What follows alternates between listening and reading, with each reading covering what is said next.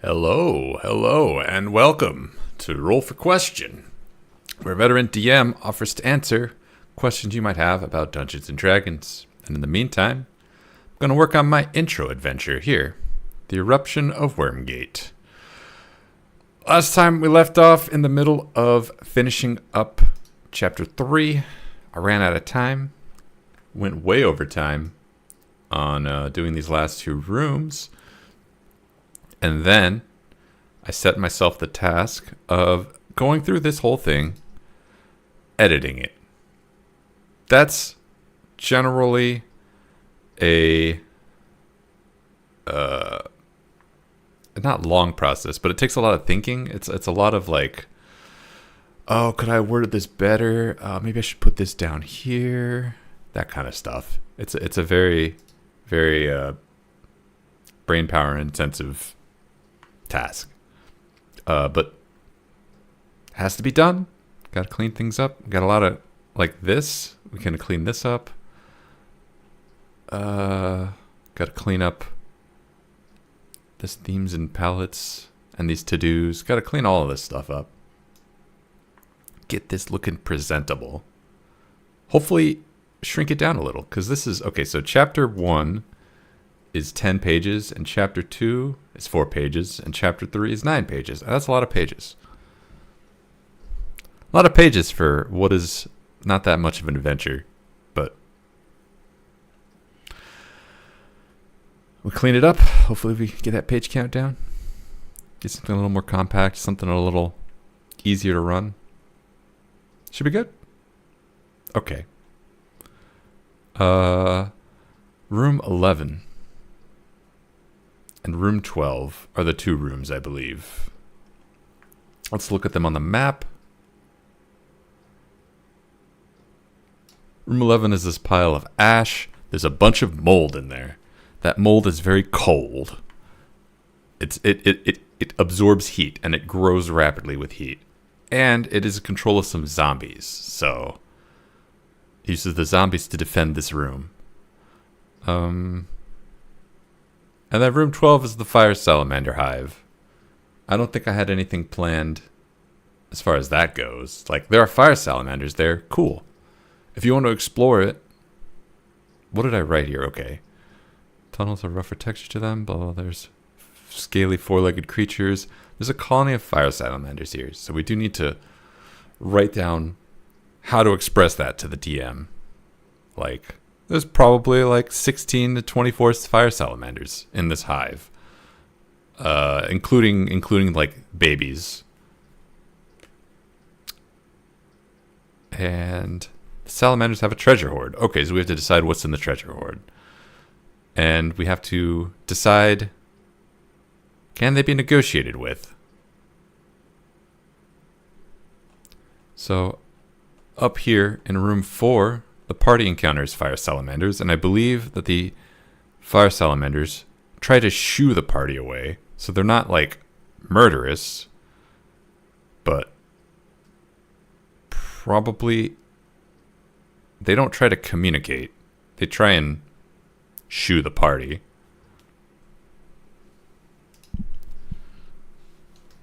Try and shoo the party away if they approach, but are not interested in a fight to the death.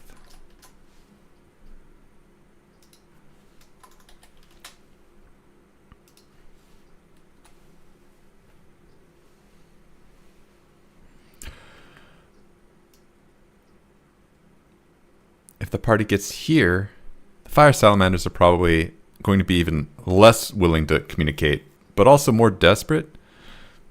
So, who knows? Sup, Andre BP, how's it going? Welcome. Still playing Yu-Gi-Oh? Wow, that's a long game.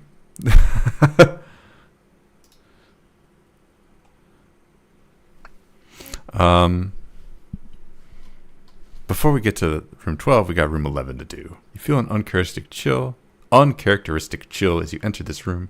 A square space with a large pile of ash and a suit forming a pile in the middle of it.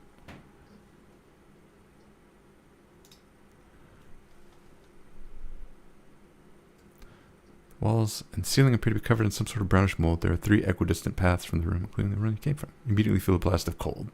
Okay.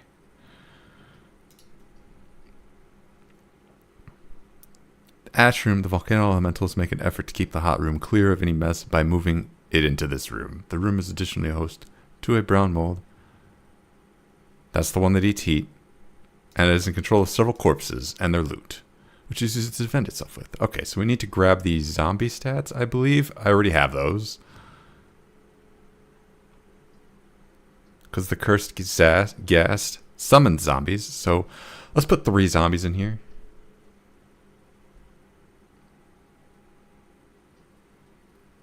And their loot. There's no loot. Zombies don't have loot.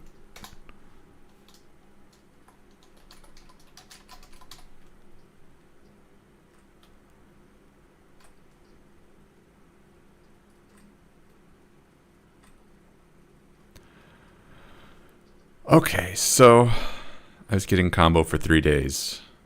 It's a lot of very long combo. That's the best combo, the one that holds your opponent hostage for 3 days. That's how you can tell the game is good.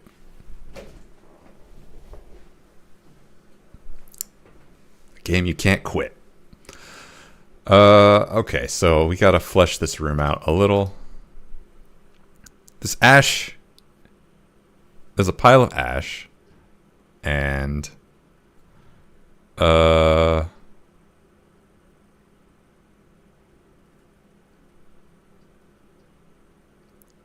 alright, so we can say that the walls are covered in brown mold. Walls are covered in brown mold. If a party member approaches within 5 feet of a wall, I shouldn't say party member, if a creature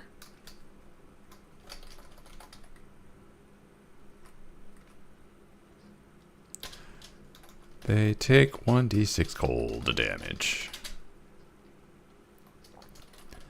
Which occurs upon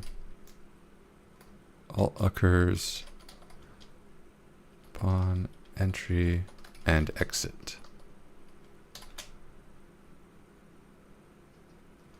The mold is immune to fire damage and seems to spread if exposed to something like fire.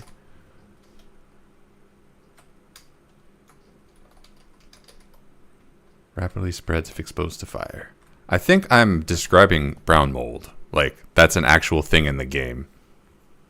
But I'm gonna keep typing. If a creature approaches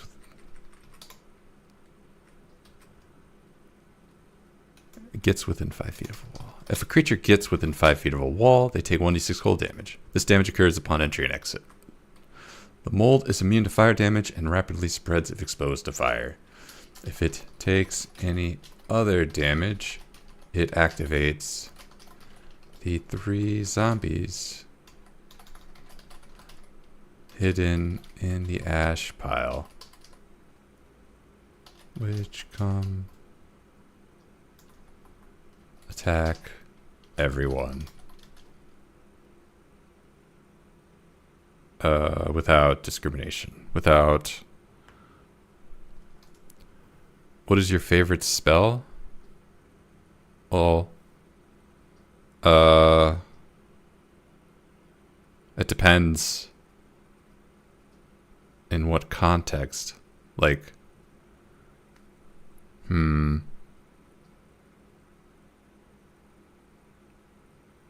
favorite spell.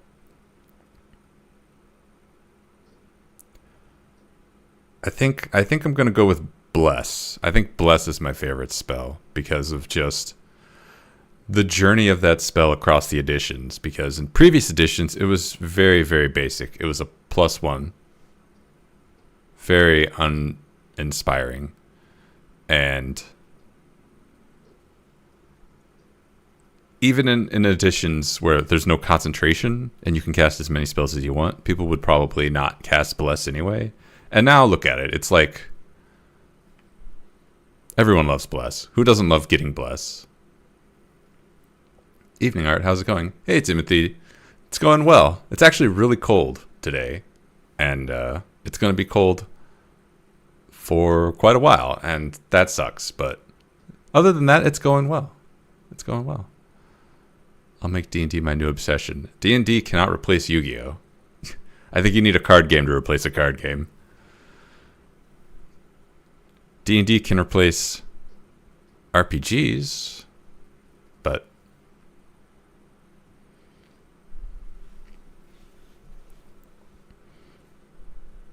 I do also like Healing Word. Healing Word is a great spell.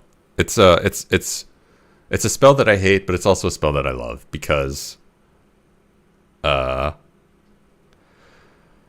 in previous editions of Dungeons and Dragons, when you were making a party, it kind of felt necessary for someone to pick a healer, because if you didn't pick a healer, you were playing a completely different game from parties that did have a healer, because in older editions, you healed extremely slowly, naturally. There was no long resting. It was like you healed 1 hit point per day. And if you have 70 hit points, well, you're out for 2 months. So having a healer was kind of necessary. And if someone at the table wants to be a healer, great. Not a problem, you're fine. But if no one wants to be a healer, too bad. Someone has to be a healer. Deal with it. Suck it up. And that was not fun. It was not fun to do that. But enter Healing Word, which was introduced in 4th edition. Healing Word lets you heal as a bonus action, so that you can have a turn. You can play the game like how everyone else is playing the game. So you still get to heal people, and you get to like hit zombies, or you get to take a turn. I don't know. It's just an order of magnitude better, thanks to that one spell. Like if you get rid of Healing Word, I'm pretty sure. No, that's not true, because long rests are also a thing in 5th edition. But Healing Word is still very, very important to have. If you're playing a table where someone has Healing Word, your game is a lot easier than if you're playing at a table where no one has Healing Word. Maybe playing Yu-Gi-Oh! At 2 a.m. is a bad idea.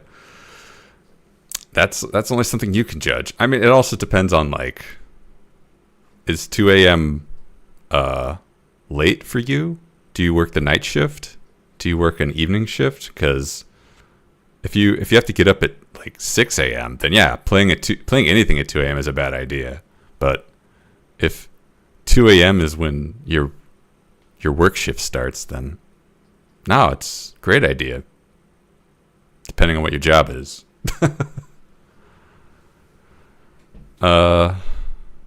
Activate the 3 zombies hit the edge, which attack everyone until they are destroyed.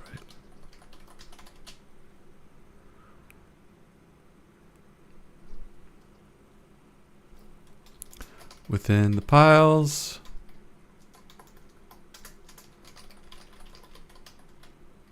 Ash are let me just go ahead and bring up D&D Beyond. I have to wake up at 8 a.m. Okay, there you go. Then it's a bad idea to be gaming at 2 a.m. 100% true.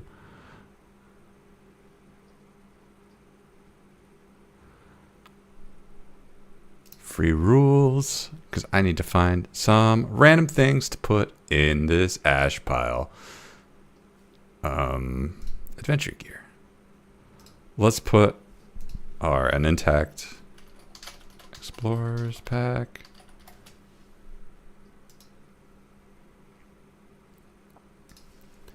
A sack of 45 GP.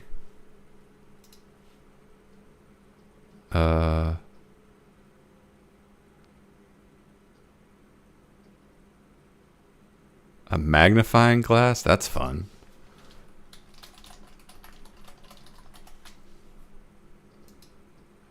One more thing.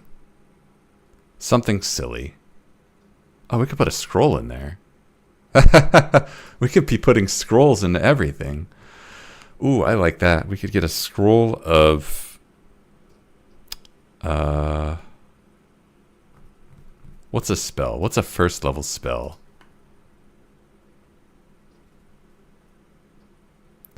I hate and love Yu-Gi-Oh! A person can close his eyes and press buttons with the deck and they can make a good field of monsters with no effort. I don't know enough about Yu-Gi-Oh! To comment on that, but it sounds frustrating.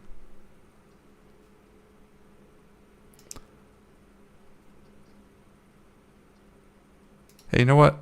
I was just talking about this earlier. Let's say a scroll of healing word.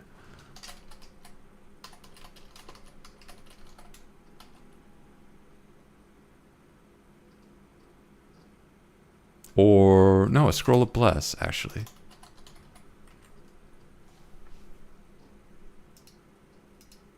Bless is a good spell. It's just a good spell. It's just had a lovely journey. I want to put one more thing in there, though.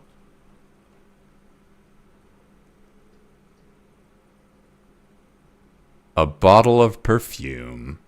A ladder.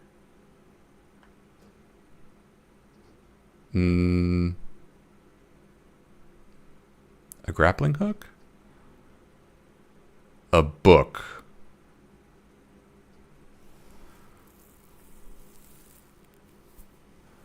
Anything of these would be good. A pole? Oh, a pole. That's just iconic.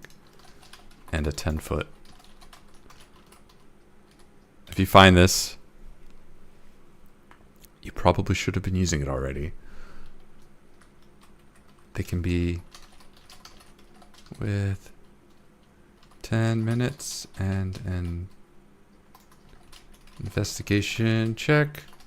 DC 10.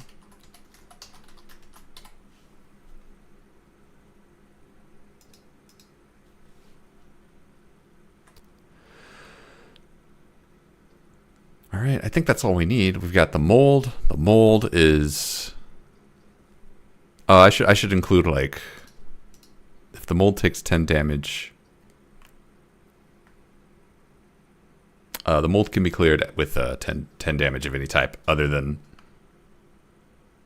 fire.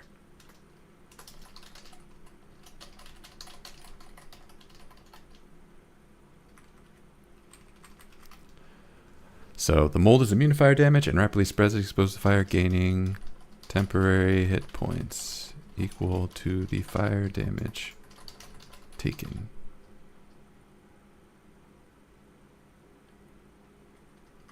That would be taken. Mold can be cleared off. The mold, a 5-foot patch of mold has 10 hit points.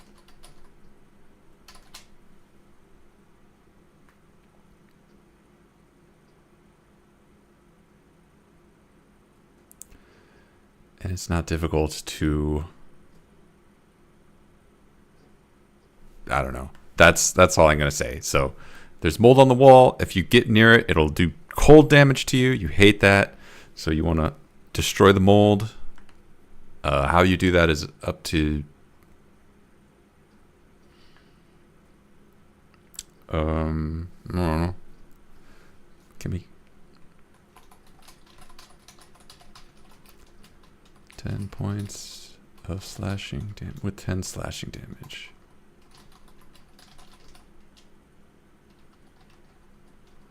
No. Is immune to fire, piercing, and bludgeoning. You can't bash the mold away. You need to scrape it away. Force damage it away. I don't know. Thunder damage it away is fine. You just can't shoot a bow at it. It doesn't kill the mold.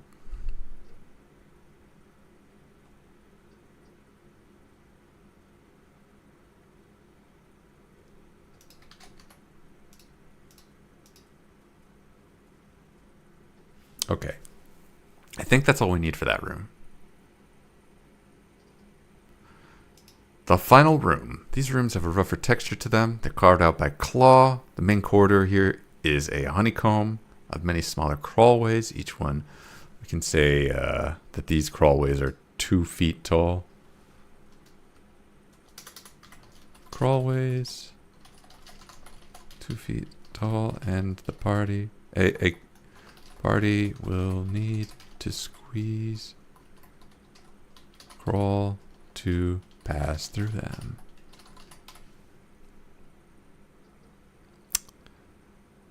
A colony of 4d6 fire salamanders has taken roost here and built this room as its nest.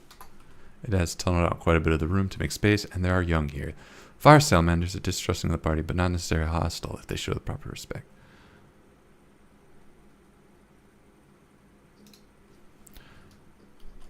And very protective of their nest, but are not necessarily hostile if they show fire proper respect. The fire salamanders do not like the volcano elementals, but they know how to stay out of their way and can be negotiated with. Oh, the volcano elementals. That's what this note was for. It's for the volcano elementals. I can't remember. I still can't remember. Do the volcano elementals... They speak Ignan, so I'm going to say yeah.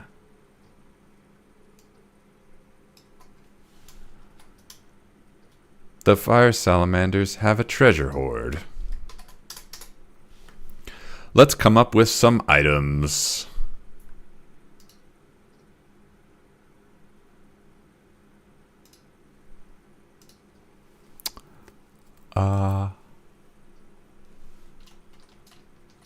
A rock container with a healing potion.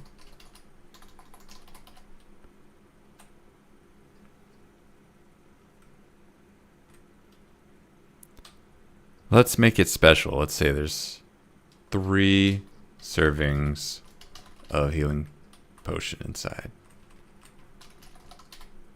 I mean, I guess we could say 1d4 servings.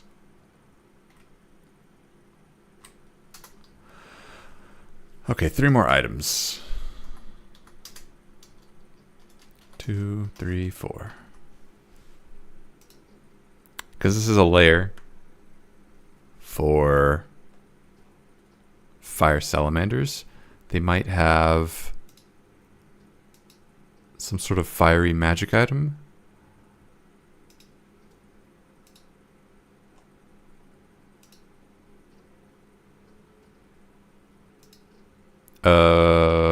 Let me think. A flame tongue? Now that would be fun.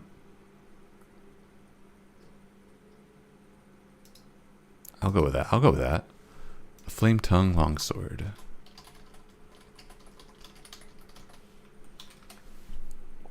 Gotta add some cash to this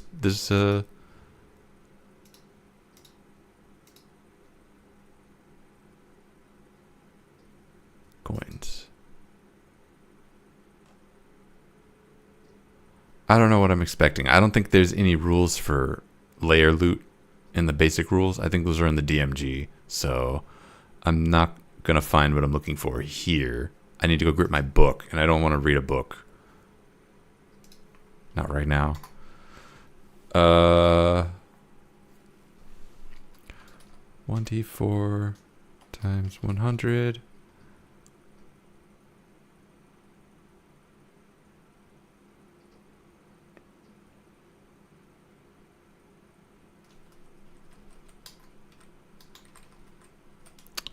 GP rubies. 1d4 rubies worth 1d4. Each worth 100 GP. And what's another item?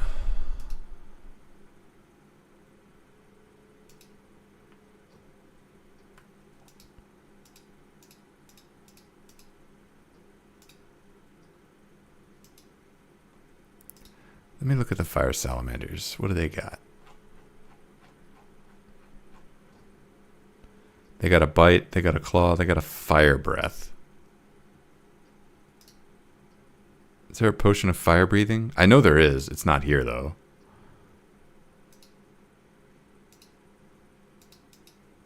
Fire breathing? Is that too on the nose?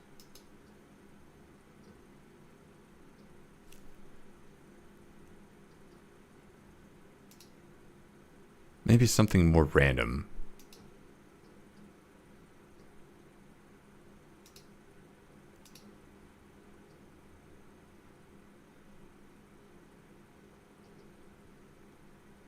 We could make a wand. We could make like a wand of Scorching Ray.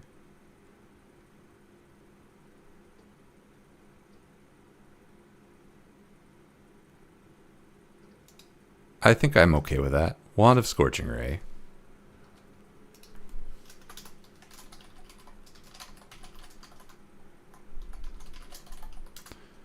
This wand has 4 charges. You can use 1 charge to cast Scorching Ray. At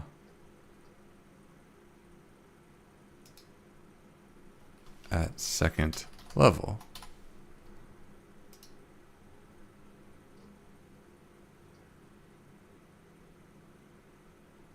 Sure, that seems fine.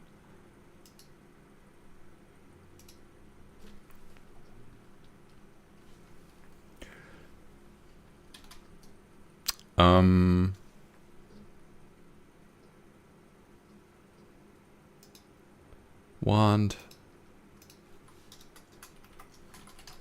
Rare. Do these require attunement? I don't think wands do. They do. Nope. Wand of Magic Missiles did not, but the other ones... I'm pretty sure they do require attunement, so I'm going to say this one does.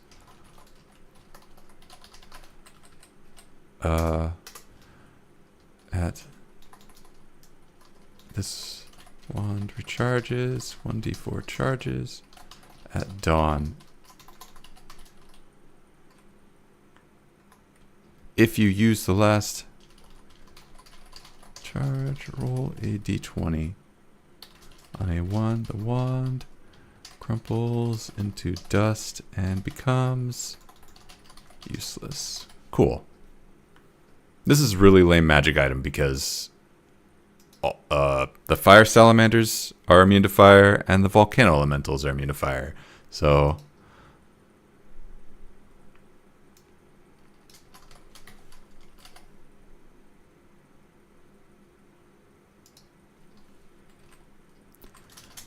the spell does cold damage instead of fire damage.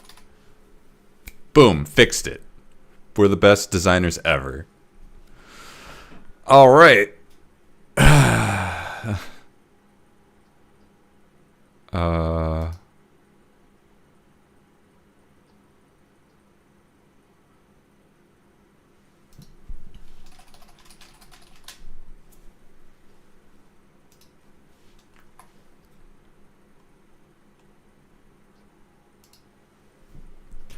A wand of Freezing Ray. Cool. Loot found. How is the party going to get this loot? I don't know. That's not my problem. They're going to have this treasure hoard in the nest. Along with 1d4 fire salamander young.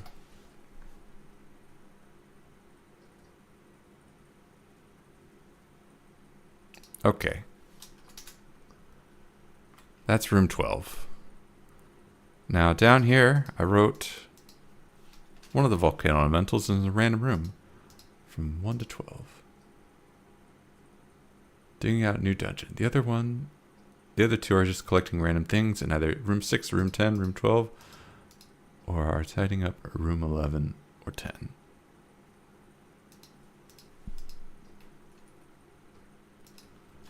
Roll a d12 to determine which room.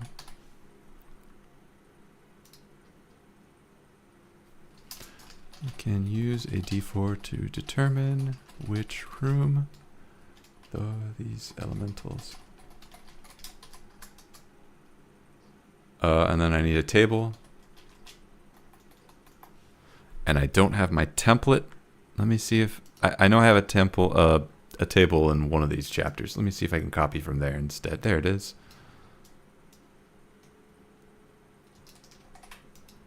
I'll go ahead and copy this. D4.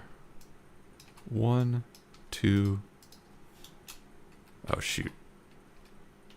Uh-oh.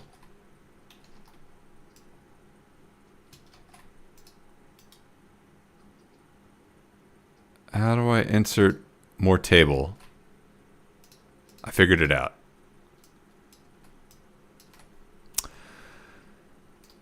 Room 6. Room 10.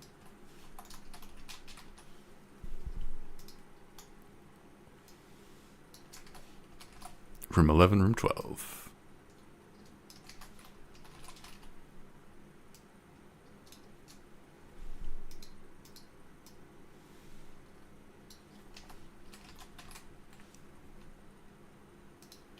Throwing junk away.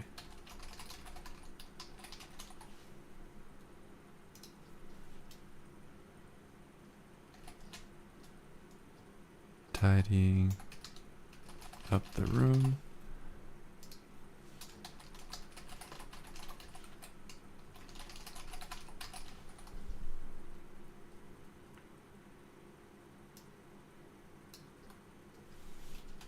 Cool.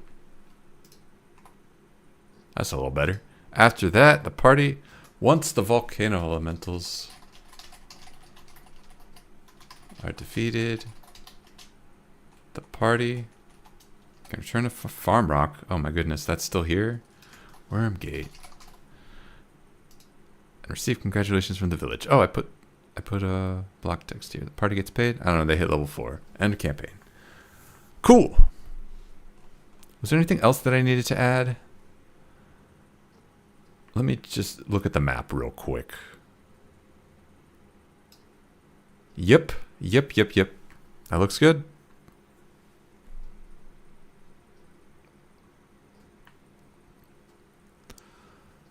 Okay. So let's just start reading through what we've written here, and let's start cleaning things up as we see them. No passing the buck, no procrastinating. Anything we see wrong, we fix it here. Okay, so we've got the eruption of Wormgate, an introductory level 1 to 3 adventure. Can we make this bigger?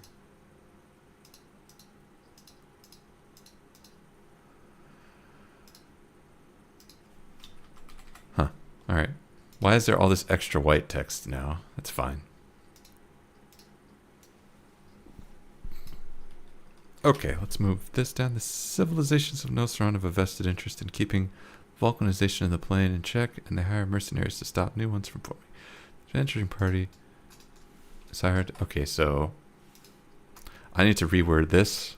Sentence, paragraph, whatever you call it. This grammatical structure needs to be more presentable.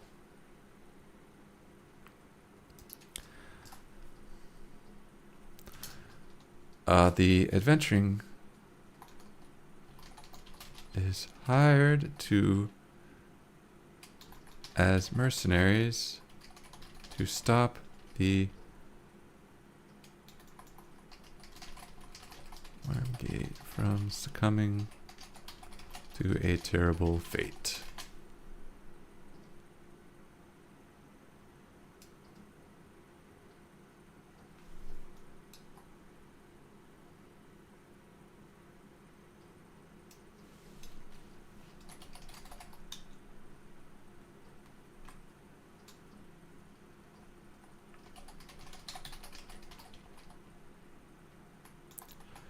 To fix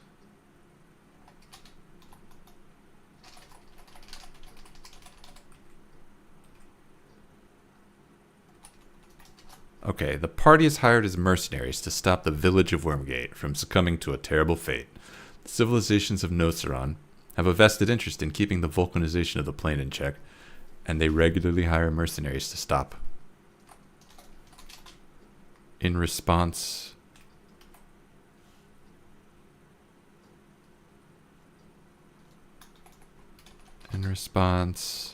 to it happening, in response to signs of it happening. The village of Wormgate shows the initial signs of vulcanization.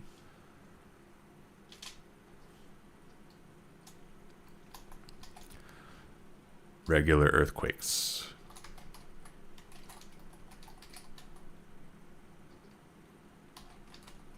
Agitated wildlife and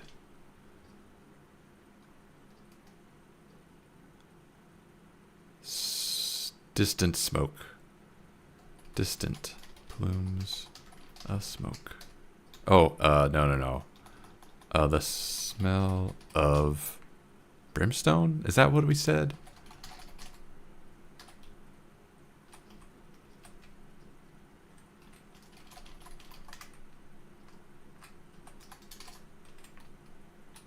Daily earthquakes, agitated wildlife, and the smell of brimstone in the air.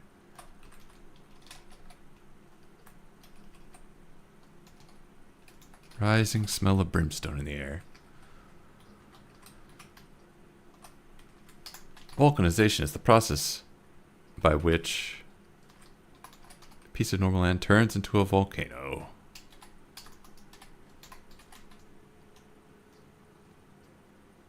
Ending with the eruption of that volcano at the expense of all life in the area. All people in the area. At the expense of the homes in the area.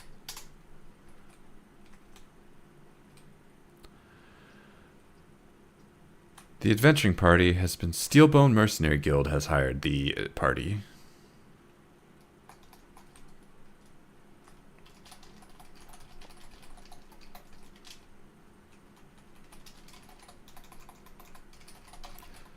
Party, okay, so going back to read this. The party is hired as mercenaries to stop the village of Wormgate from succumbing to a terrible fate.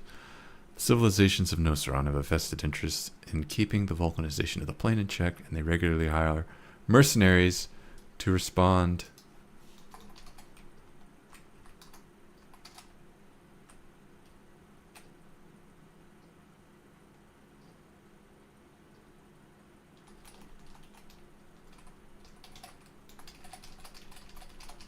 to volcanization in progress. The village of Wormgate shows the initial signs.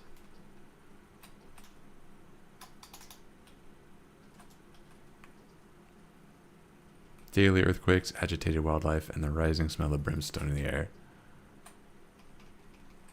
Escalating.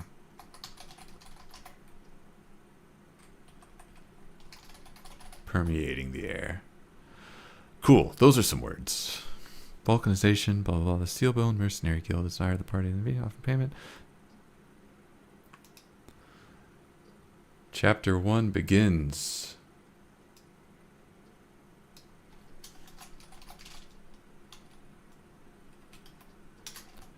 Chapter 2.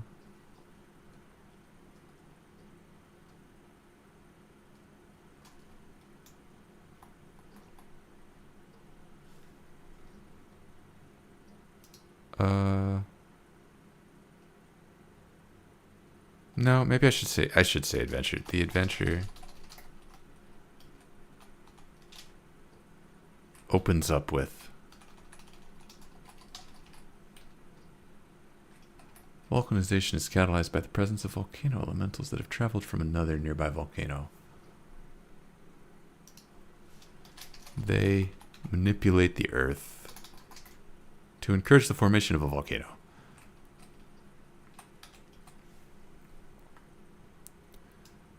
The party's objective.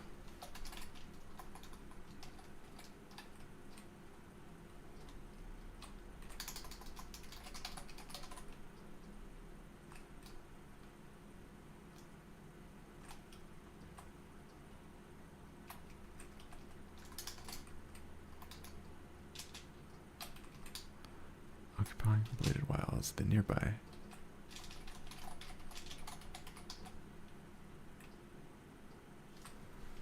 Alright, we got all these words. We can get rid of those. We don't need them anymore.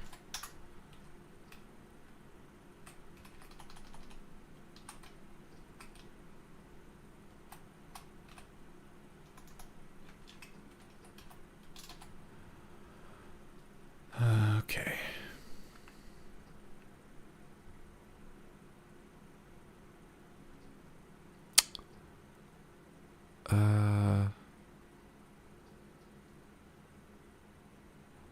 So the Mercenary Guild.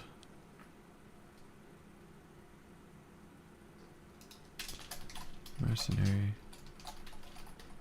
inform will tell the party that they need to starve the volcanic seed present there, or else Wormgate will be doomed. Okay. We don't need this anymore. Do I need to get rid of these? I probably don't. Those are just helpful notes for the DM if they need them, and if they don't need them, they can just skip past them. Getting the farm rock, cool. We gotta rechange that to Wormgate.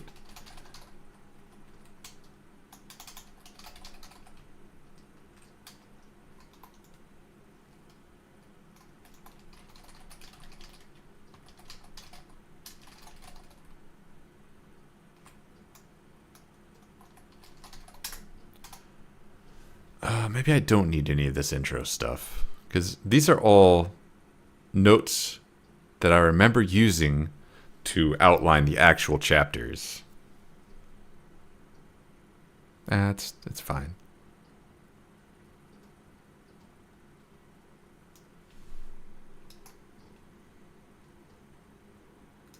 Crafting opportunities, doing more quests, getting more village heirlooms, clear out or settle down the wildlife, making travel. What was the... It was not doing a quest to get an heirloom. That was not... It's not here. It was to get... reagents. Getting chemicals.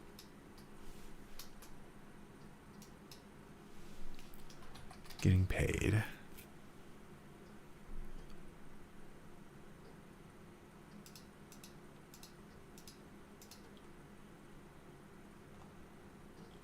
All right, I'll leave this there, but I'm not pleased with it. I'm not pleased. We have notable NPCs. I don't need this palette. We get rid of that. We don't need the names. Got Milt, a folksy traveling merchant, a middle-aged human cloth merchant that isn't afraid to take risks in pursuit of coin. More comfortable traveling than staying put. As a merchant, he pursues coin. Okay. Pursues coin. I've said that twice. He also likes fresh jams. He dislikes people not getting along. Only handles money with a handkerchief or some other cloth. Cool. Isan, the haunted village elder, an elderly human woman who speaks for the villagers when appropriate. She lost her daughter to a curse brought from outsiders and remains haunted by it to this day. She feels traditions aren't worth keeping. She likes a good song and hates things she doesn't understand, including magic. Allergic to silver.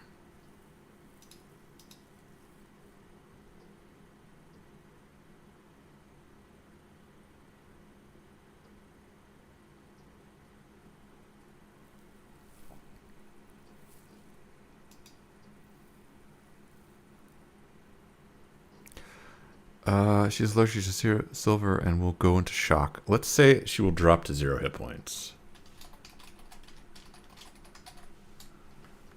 So there's a little more mechanical idea of what happens. If she touches silver, she immediately starts dying, and she needs medical attention. Finny, The skeptical wild speaker, a former squire who moved to this village recently, he brings strange ways with him about the natural lands around the village and spends a lot of time outside the village, collecting fruits and small game for Wormgate. He likes to be consulted and dislikes others with knowledge that seems strange to him.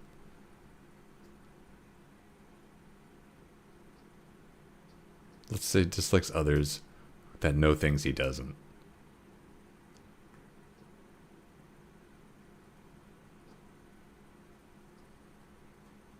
No, how can I word that?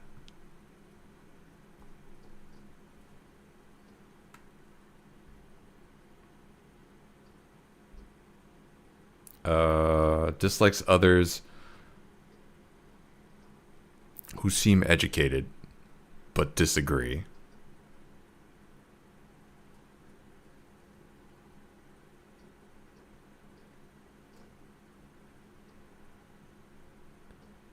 Who are knowledgeable about other things. He doesn't like... Finney doesn't like people who know things that he doesn't know.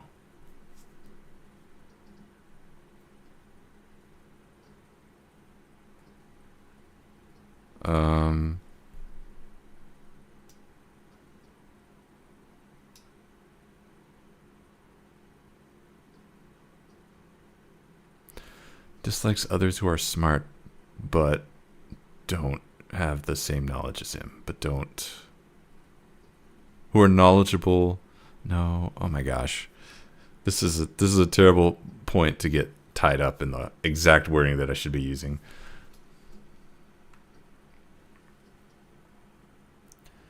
Dislikes others who are experts in things he doesn't believe in.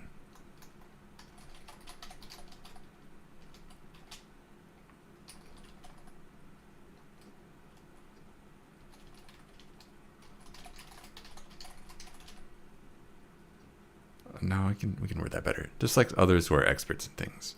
Let's just say that. This dislikes others who act. They are experts. It's prone to sleepwalking and starting fires in his sleep. Oh, great. Who act like they are smart.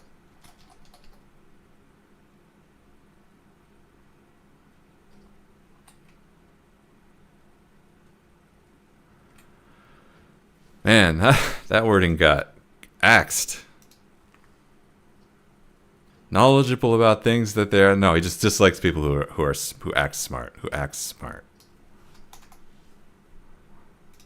Alright. That's fine. That's fine. Senfa, the grumpy shopkeep, a stout dwarven woman with a lot of knowledge about being a merchant in a rich city. An established jeweler who lost most of her wealth when vulcanization became a threat. Started long ago.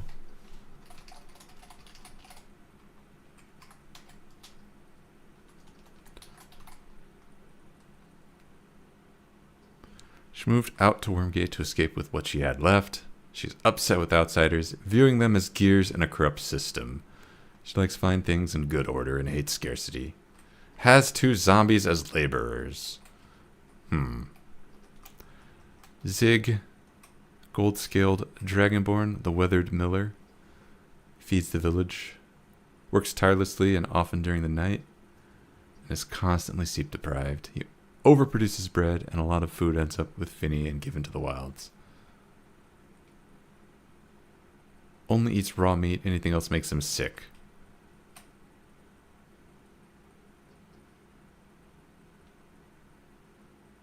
I should explain that this is like a...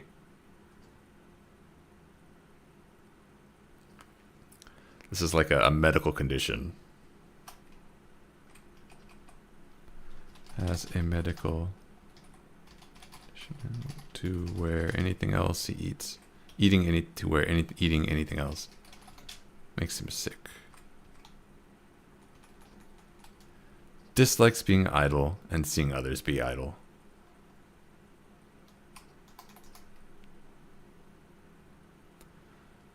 Hates Farm Rock and is constantly talking about how things are better in Wormgate. Cool.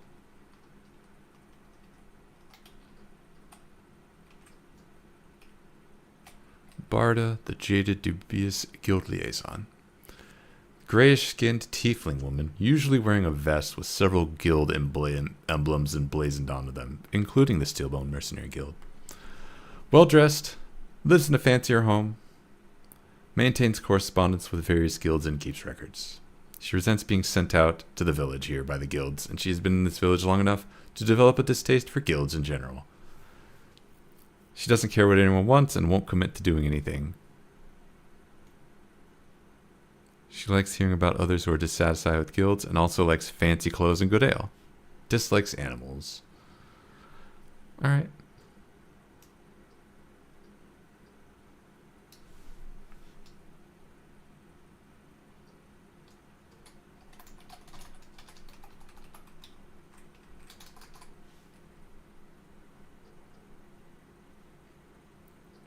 Leofric, the sage, an elf who has lived in this region for a long time and lives in the village. Deep understanding of history and assumes the worst. During his studies, he picked up a curse which binds his hands and tongue. He can only say or write 6 words per minute. He prefers to draw instead. He knows a lot of cool alchemical and magical recipes, such as how to make a potion of fire resistance, but he can't really communicate very well. Likes candles and can't stand being near people with a lit candle. What? But can't stand being near people that are holding a lit candle. Is that what I meant? That doesn't make any sense.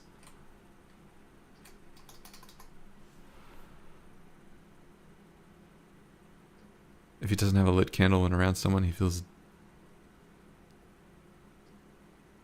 deeply uncomfortable. Did I accidentally a word? Likes candles and can't stand being near people without a lit candle.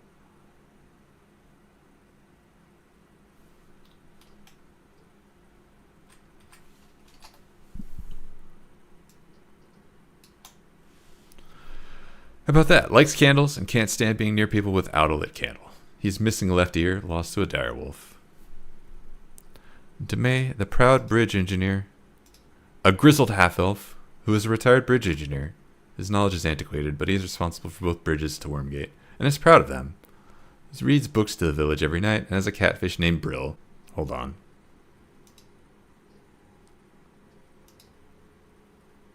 No, I'm... Yes. What?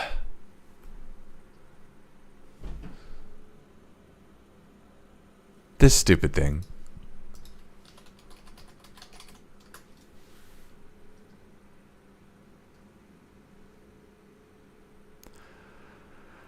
Oh, it dropped again.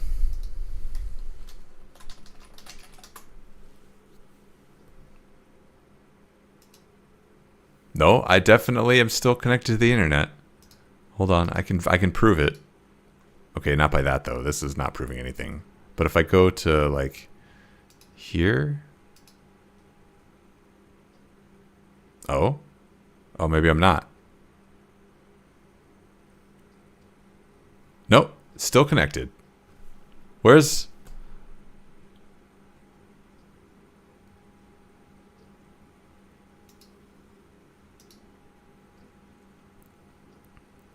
You know, I really appreciate multi-streaming. I really appreciate it. It's just a good idea.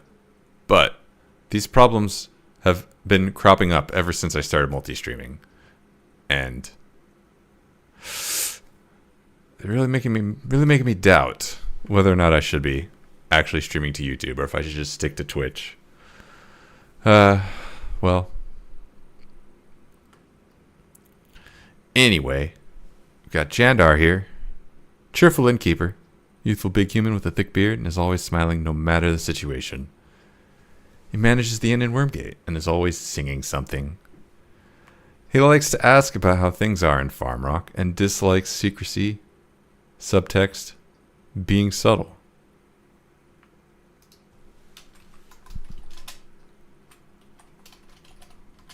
Cannot pronounce names correctly no matter how hard he tries. Okay, that's fine.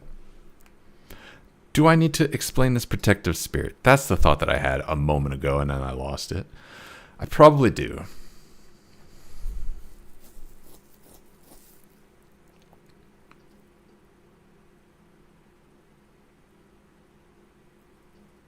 Let's just say a ghost.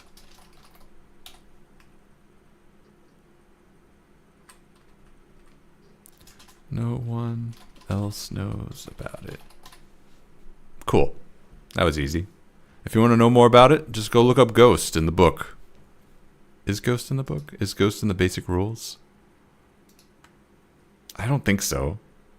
But I should check. No, we got gray oozes, but not ghosts.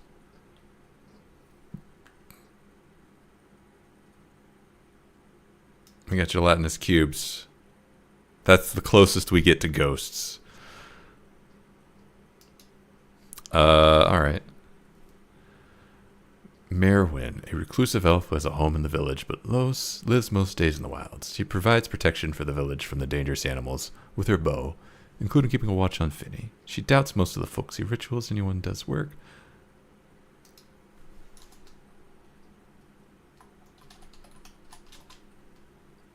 Skeptical in anything mystic, including magic. She likes having flowers in her hair and likes people who ask questions. She dislikes music. It just sounds like annoying noise to her. She thinks vulcanization is a good thing and isn't sure why anyone would want to stop it.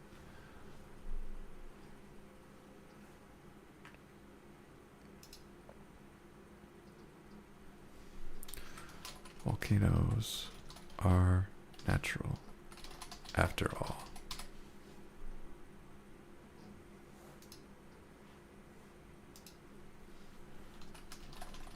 Are just a different form of nature. Okay, and then finally Elwyn. We've got a scarred elf who works the smithy of the village. He's constantly busy with the needs of the village and never has enough resources. He is well versed in contracts and helps Isan with any contracts that involve the village. Also very competitive with Farmrock, believing himself to be superior and looking for ways to prove it. He likes contracts and working with them. He likes written contracts. Dislikes hats and head coverings, including medium or better armor. Those included in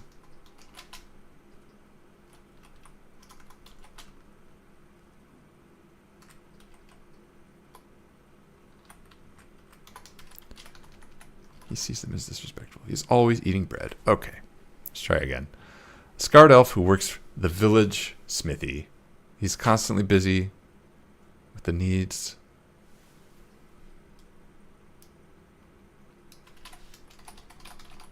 Scarred elf who works the village smithy. He's constantly busy with the needs of the village and never has enough resources. He's well versed in contracts and helps Isan with any contracts that involve the village. He's also very competitive with Farmrock, believing himself to be a superior smith and looking for ways to prove it. He likes written contracts. He dislikes hats and head coverings, including those included in medium or better armor.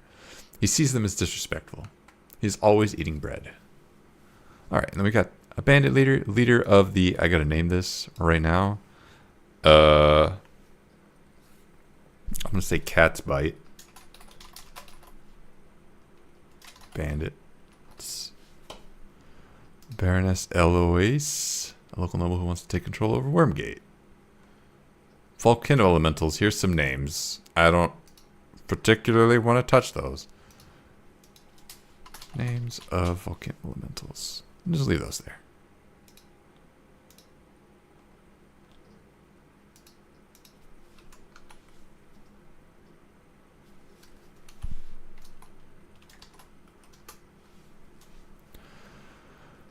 Okay, Chapter 1. Intro scene. The party is traveling down the road. It's a dirt road. There's lots of nature. These are woods. Okay, we can axe this because we got box text. Your travels down the road to Wormgate thus far have been pleasant and uneventful, aside from the occasional quake. The woods around you rattle gently with the wind and provide a comfortable shade from the overhead sun. Over the past few days, The roads have been empty, aside from the birds and small creatures that observe your travels from the branches. Off in the distance, you spot what looks like a commotion between a parked wagon and several individuals. As you come closer, and a few casualties around the wagon, as well as some taking shelter behind the wagon.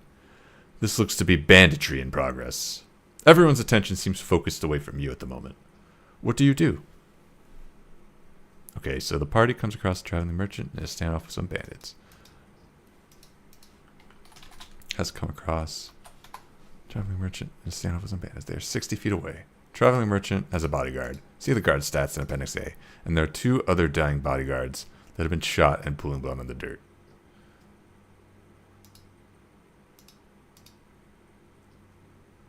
Do I need to give stats to the traveling merchant? The traveling merchant, 1 hit point, AC 10. Is there a commoner stat block? There is. Hey, let's make this fellow a commoner.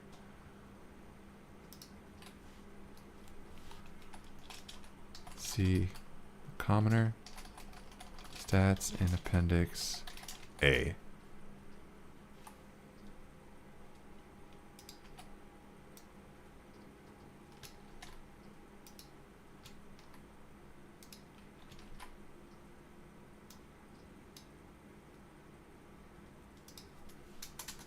Commoner stat block can be found here. Bum, bum, bum, bum. There it is. Now this sentence sucks because we got like a bunch of parentheses in it. And I don't like that. So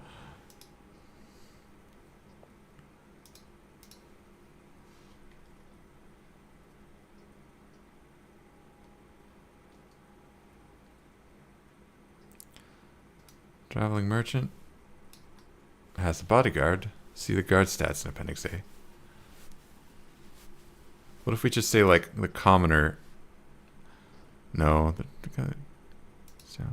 they're 60 feet away. The traveling merchant has a bodyguard. See the guard stats in Appendix A. And there are 2 other dying bodyguards that have been shot. There are 5 bandits. The traveling merchant himself is defenseless. See the commoner stats in Appendix A. There we go. Figured it out. Fight. Probably. We can get rid of that. Goes without saying. Got a map? Ooh, I should get rid of that wagon. I put it in there because I was lost. And you know what? I doubted my drawing ability.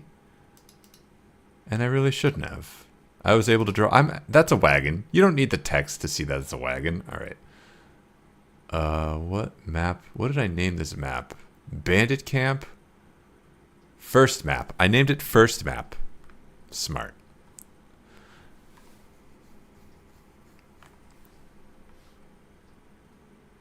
Hopefully I put the wagon text on its own layer so that I can just hide the layer, recopy the map, paste it here, and be done. Because I don't have to deal with it. And I also don't really want to futz around with showing what I'm doing. So I'm not gonna try and switch windows.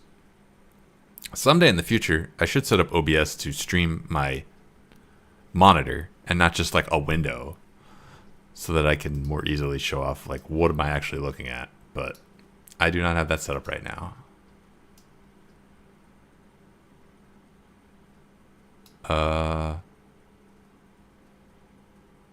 Let's see. Wagon. No. Oh no, it's its own layer. Okay, so I can just do this, select all, copy visible, and then we paste. Hey, get that text out here. Don't save that. If the party changes, just kidding. If the party charges, both sides initially mistake the party as additional bandits and react accordingly. Merchant and the bodyguard try to take cover, and the other bandits, believing the party reinforcements, charge forward.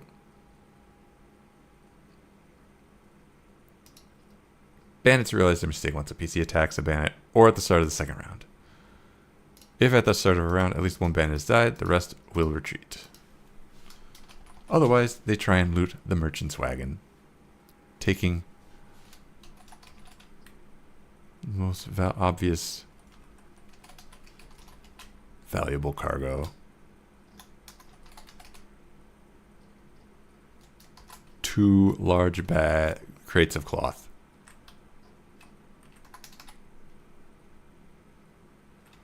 Once those are looted, the bandits try and escape with that treasure.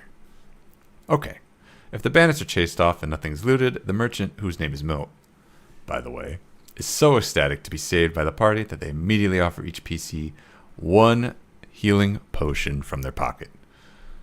Traveling down from a nearby town to Wormgate, and they ask the PCs to escort them there. Milt is a cloth merchant and doesn't really have space for the party to travel in the wagon. And assuming that no cargo looted, doesn't really have space for the party to travel in the wagon. Nor do they have much money at the moment.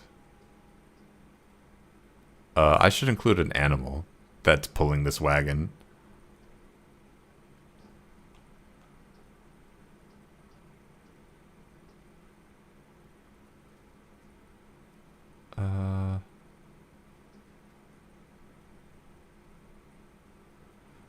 What's an animal that pulls? I don't want to say horse. Mule? Let's go with mule.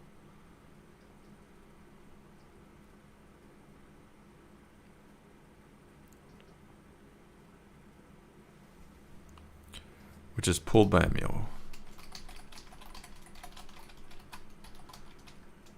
Milt does not have much money at the moment either.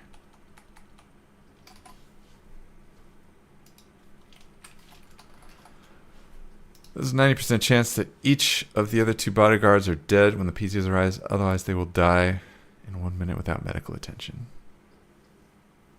I don't remember why I set this chance.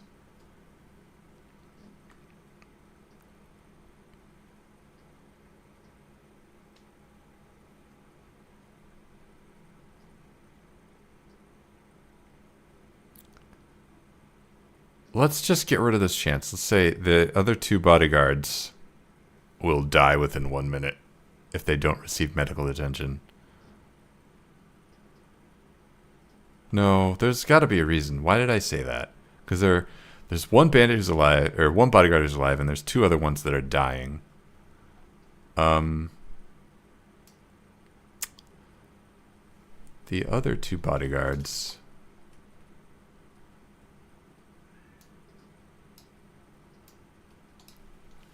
dying when the pieces arrive,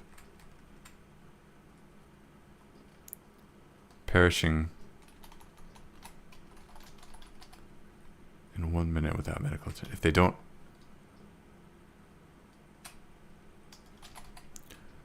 will die. If they don't,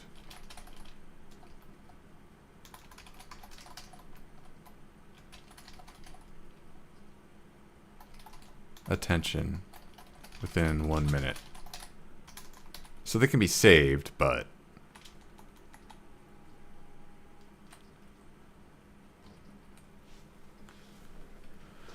I think that makes it highly likely that they will be saved because this fight will only last like 2 rounds tops. And the party has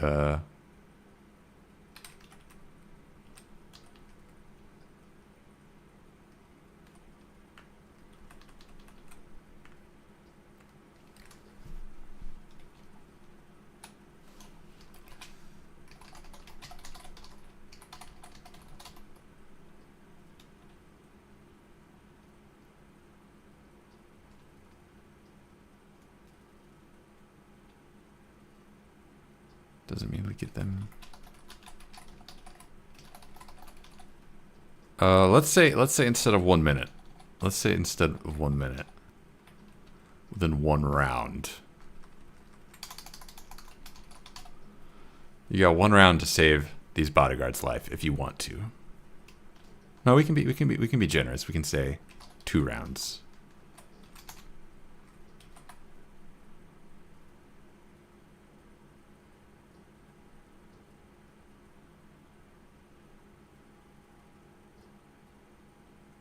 We can say 1d4 rounds. How about that? That way it's a little random. There's a chance they're just dead before you get there. There's no chance that you can save them without like healing word or something. But there's a chance you can save them. That goes back to that 90%. Because if we make it unpredictable, that hopefully makes it more interesting for the DM. Hopefully. And the players. Anyway. If the bandits are chased off and nothing's looted, the merchant whose name is Milt is so ecstatic, blah blah. Meritless cloth merchant. Milt does not have much money at the moment. The other 2 bodyguards will die when the PCs arrive. The other 2 dying bodyguards will perish.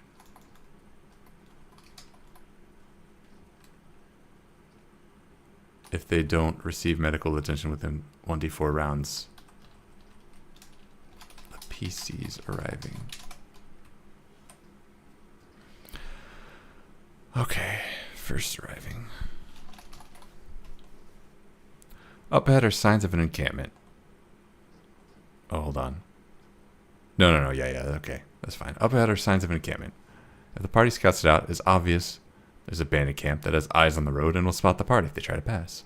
There's 16 bandits in total, and here's their camp.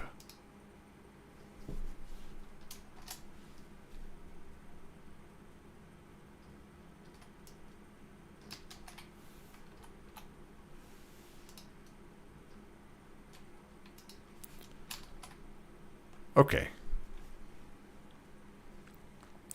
You travel down the road with renewed caution. The rustling of the woods provides ample opportunity for potential ambushers to strike, but for the moment your vigilance keeps them at bay. Soon you spot something, signs of a camp on the road ahead, which almost certainly doesn't belong there. As you observe it from a safe distance, you spot a number of sentries armed with bows and scavenged armor, keeping watch over a rather shabbing-looking encampment. What is this word? Shabby-looking encampment. Among the camp are several large crates, possibly full of spoils from their efforts.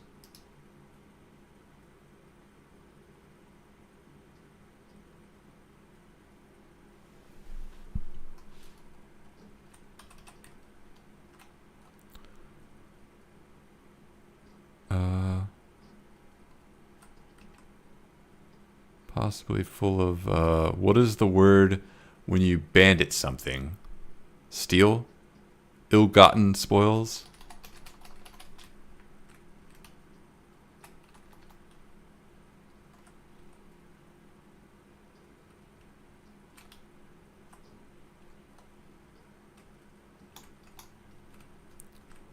Supplies and ill-gotten spoils.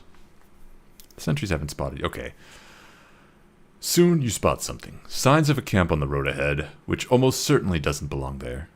As you observe it from a safe distance, you spot a number of sentries armed with bows and scavenged armor, keeping watch over a rather shabby-looking encampment. Among the camp are several large crates, full of supplies and, no doubt, full of supplies and ill-gotten spoils. The sentries haven't spotted you yet, but they're keeping a watchful eye on the road ahead. What do? Okay. So up ahead are signs of encampment. There are 16 bandits in total. And here's their camp. Several options. Alright, we don't need that. We don't need this anymore.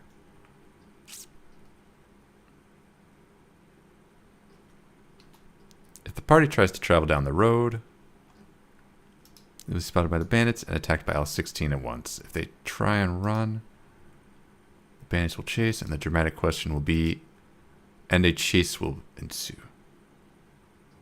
And the dramatic question will be, do the bandits get in a comfortable position enough to strike? All right. That's something that can be worded better. That's a very academic sentence. And they will attempt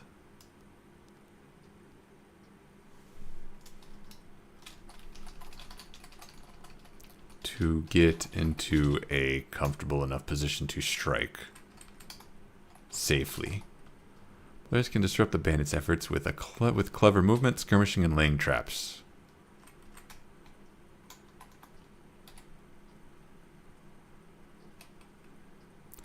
What can we do? What we can do is establish that the players need to do two things to slow down the bandits. I feel like these are notes that I gave to me and not the DM.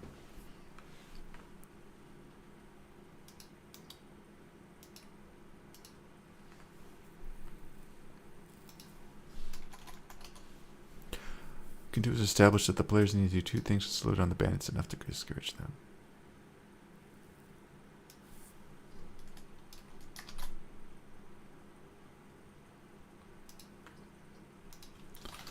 Successfully do two things to slow down the bandits enough to discourage them. Shooting at them is one thing. Clever moves are another. One player leads an action and rolls an ability check. If the players collectively succeed 2 times before they fail 3 times, then the bandits leave. Otherwise, successfully form around the party and attack. It's a skill challenge. Some example DCs are below. Fire ranged weapons at the... one player leads and rolls a D20.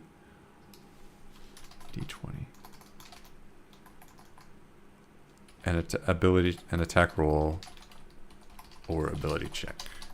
The players collectively succeed 2 times before they fail. Blah blah blah. Okay. Attack roll, swerve, throwing down caltrops of some kind. Outrun them. Outlast them. Huh.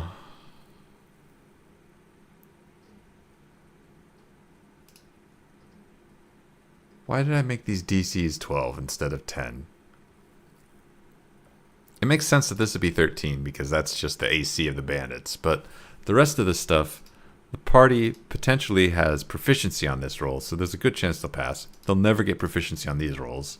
So we can just effectively say they're -2.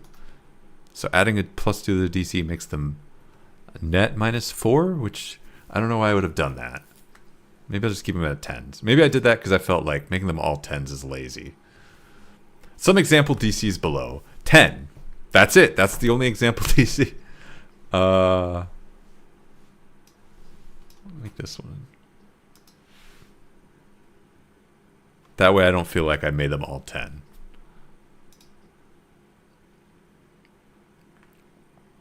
If the bandits catch up, they demand the party surrender. If the party does, they loot all the party's coins, food, and potion, as well as the merchant's goods, and then they let them go.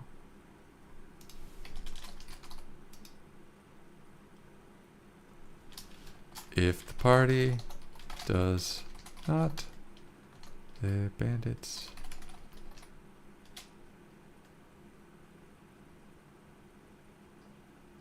aim to capture them. Nope.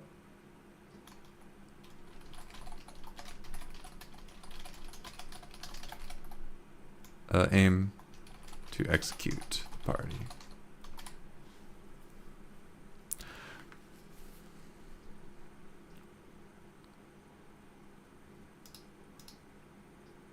If the party assaults the camp, consult the map below. Nope, not a below. The map, the above map, the camp map.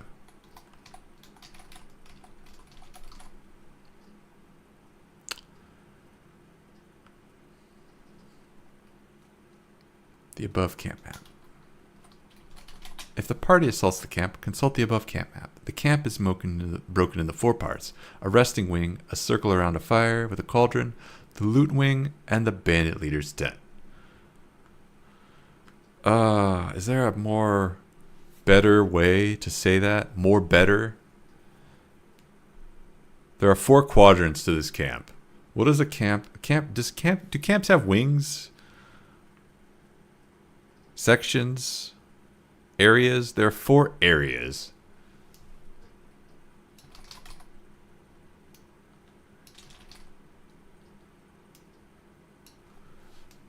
Loot. Storage and the bandit leader's tent. All right.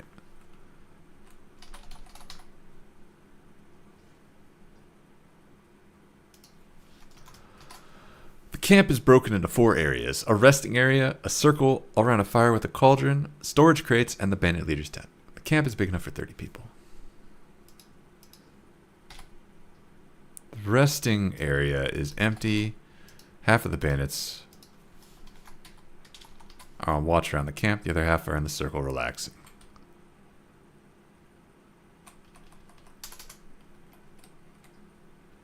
Bandits on watch are isolated and can be taken out, but if the camp will immediately notice if 2 or more sentries are missing.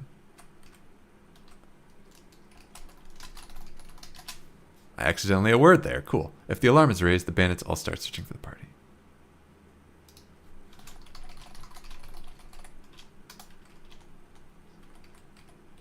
The storage crates. Howdy, Venom Slinger. Welcome. Storage crates contain gauntlets of brute strength. See Appendix B. Oh, I should be saying see Appendix B. For the other magic items.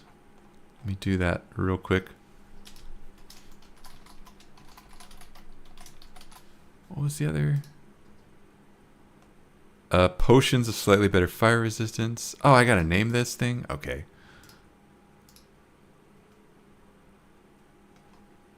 Where is it? I'll get to it. Don't get distracted. Storage crates contain gauntlets of brute strength, 300 days worth of food, 1d6 times 100 gold pieces worth of trade goods, short bows, short swords, and lots of scrap leather armors. Maybe a note that contains a plot hook. All right, I shouldn't say maybe.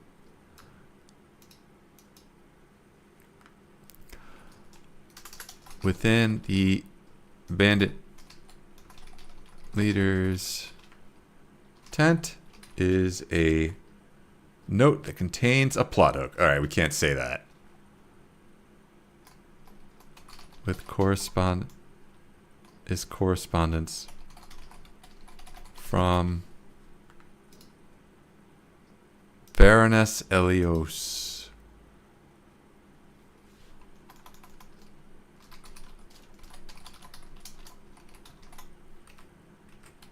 The letter details a status report of how close are you to being done and did it take long? We're basically in the editing phase, so pretty close. This is like 22 hours in at this point.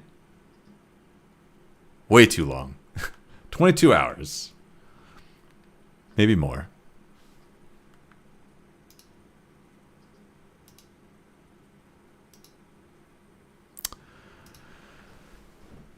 The letter details a stats report of their banditry, outlining the goods they have taken from travelers, and speculating that the village will fold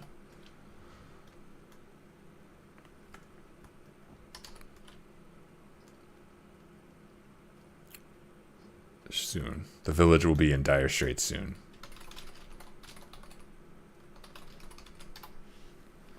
Dang, is it just level 1? Level 1 to 3. It's level 1 to 3. The party tries to find a different path. Have them run to the side of the map where they will go. If you judge that they are too close to the bandits, run the bandit chase scene.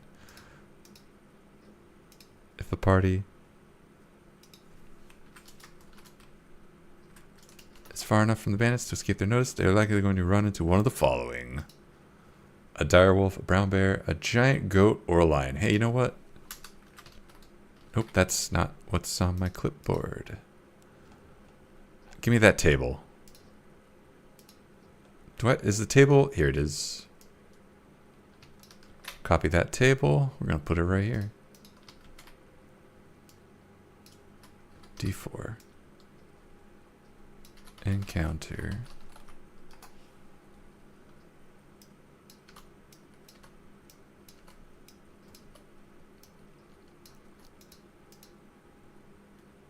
Dire. Oh, all right. This is proving more difficult than it should be.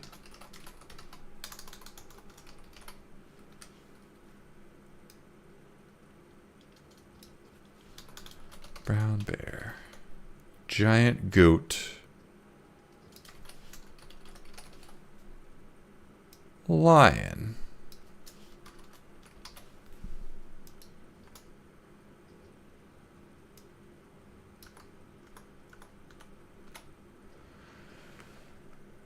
See Appendix A. Party will have an encounter with that animal, which is unnaturally hostile and views the party as responsible for the threat to its habitat. The party can react to them in whatever means they wish, but if they don't see the animal, it attacks them.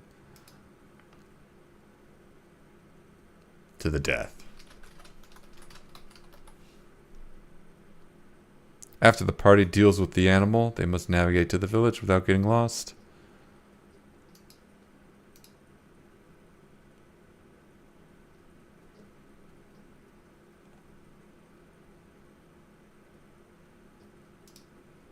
Getting lost is a navigating, not getting lost, navigating, successfully navigating is a wisdom survival check against DC 16. On a failure, the party ends up lost.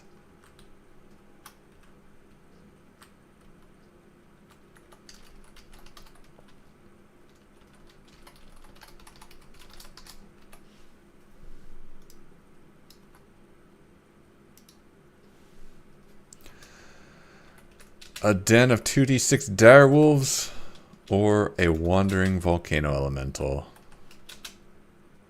One of the volcano elementals wandering around.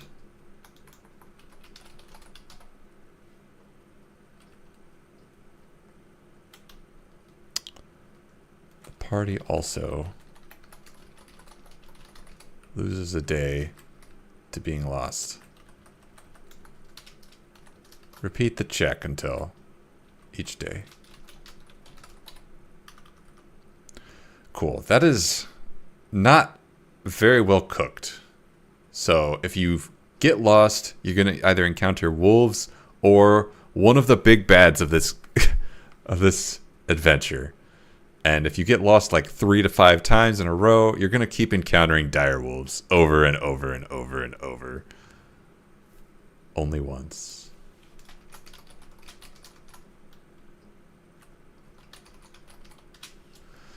That's going to get real boring. Especially considering the party's level 1 and 2d6 direwolves will absolutely kill the party. So maybe we shouldn't do that. Maybe we should say they automatically succeed the second time they do this. Because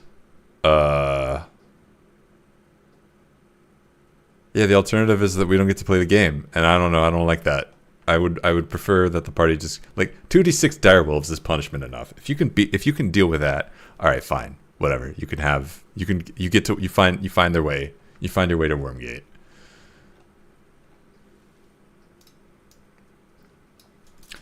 If they survive, they don't need. If they survive the encounter, they will find a second. They will find a. Their way.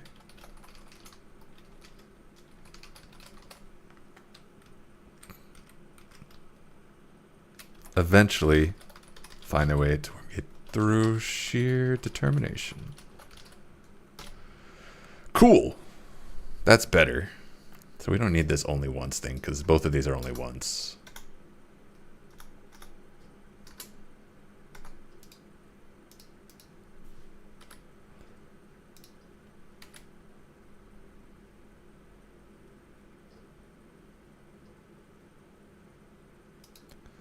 After they survive the encounter, they will eventually find the Weird Worm Gate through sheer determination.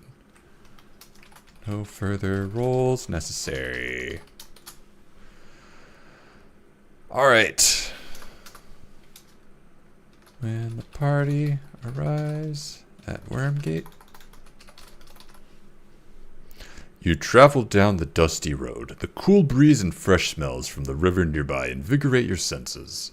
The fast flow of the current drowns out... Oh, wait, no, this isn't when the party arrives at Wormgate. This is when the party takes the back road. Wow, I don't write any lead up to that. I'm just like, here's some text. Good luck, DM. You have to figure out why I put this here. Wow, I'm really glad I'm doing this. I'm glad I didn't just publish this doc as is, because if the party decides to take the back road,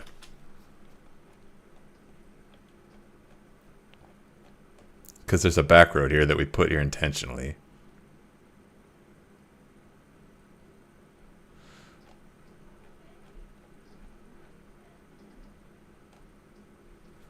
To Wormgate, the one in the direction of Farm Girak, they eventually encounter the following. You travel down the dusty road. The cool breeze and fresh smells from the river nearby invigorate your senses. The fast flow of the current drowns out the sounds of the rustling leaves overhead. Soon, the road intersects the river over a tall wooden bridge that has certainly seen better days.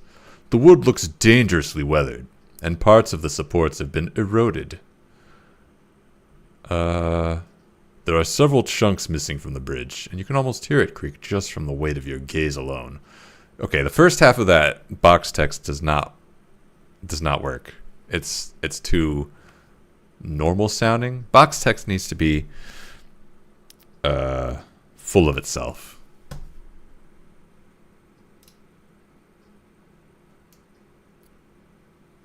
The wood appears dangerously weathered, and erosion speckles the supports.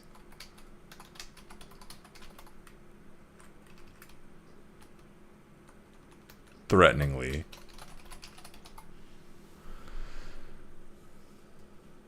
Speckles is not the correct word. That's a placeholder word. I need the actual word now. Alright, so erosion covers the supports threateningly. No, that's not. Threateningly does not belong in there. Bespeckles? Speckles is not correct. Thesaurus.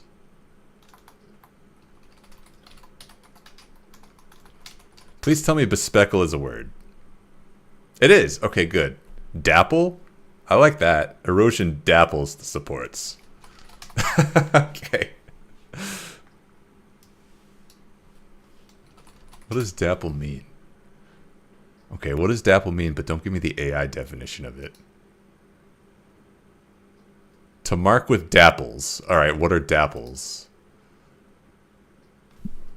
What are dapples? Any of numerous, usually cloudy or rounded spots or patches of a color or shade different from their background. Okay, so this is actually kind of the correct word. Erosion dapples the supports. Threateningly. Alright, there's got to be another word for threateningly here.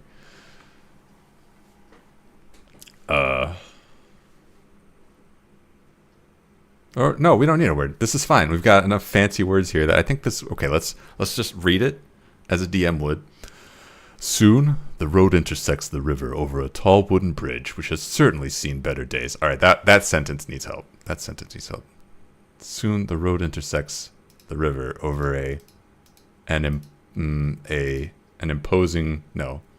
Tall. What's the thesaurus word for tall? That's probably the word that's tripping me up. It's probably tall. Colossal? No.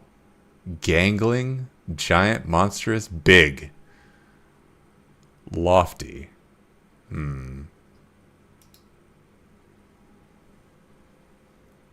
Resolute? Actually, resolute kind of works.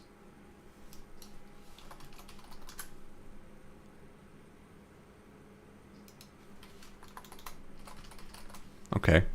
Soon the road intersects the river over a resolute wooden bridge, which has certainly seen better days. The wood appears dangerously weathered, and erosion dapples the supports. Alright, resolute doesn't work, because that contradicts the second sentence. Over a resolute wooden bridge. Over a...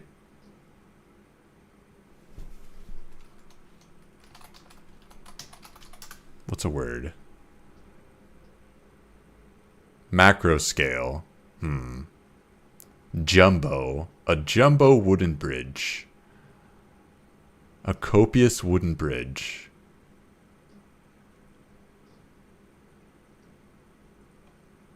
An inordinate wooden bridge.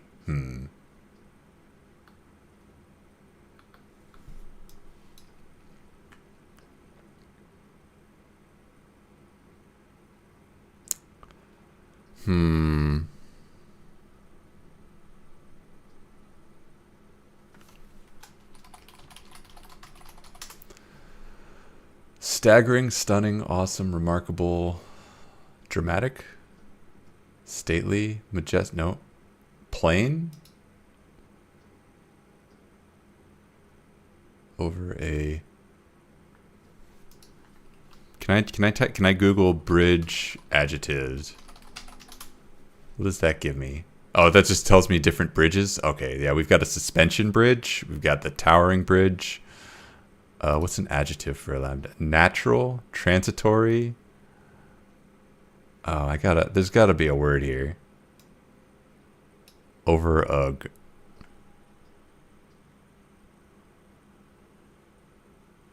Historic?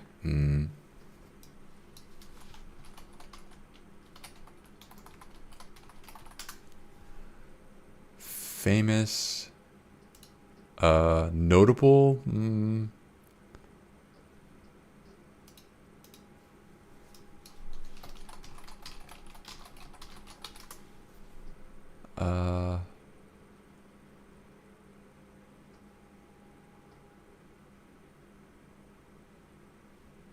What if we just don't have a word at all?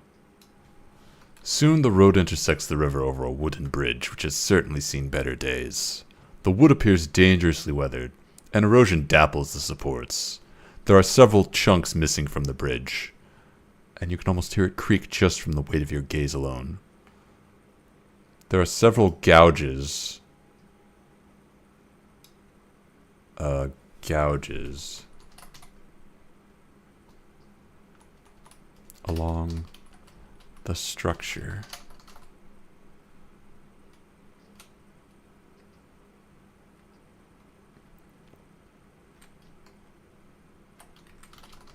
Deep gouges. Okay. Maybe this is fine. Soon the road intersects the river over a wooden bridge, which has certainly seen better days. The wood appears dangerously weathered, and erosion dapples the supports. There are several deep gouges along the structure, and you can almost hear it creak just from the weight of your gaze alone.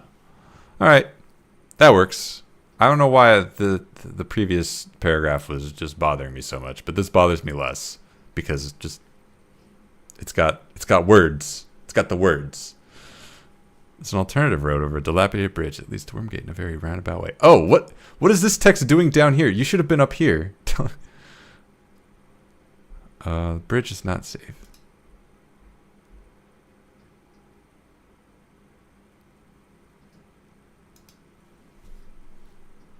Taking this...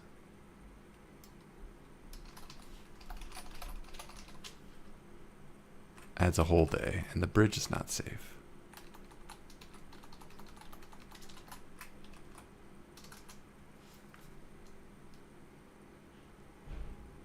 Bridge is wooden but can only safely hold. Why did I write the bridge is wooden? It can only hold. Can only safely hold about 100 pounds without risk. If a medium PC or a small PC with a fair amount of equipment tries to cross the bridge, roll a d4.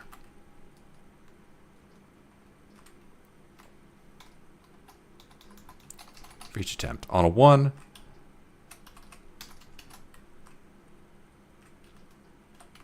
let's say creature.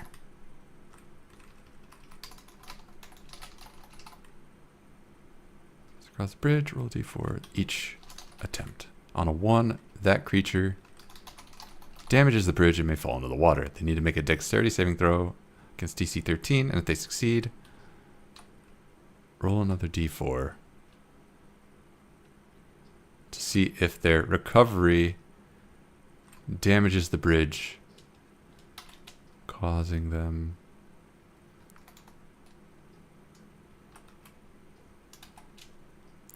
which may cause them to need to make another dexterity saving throw.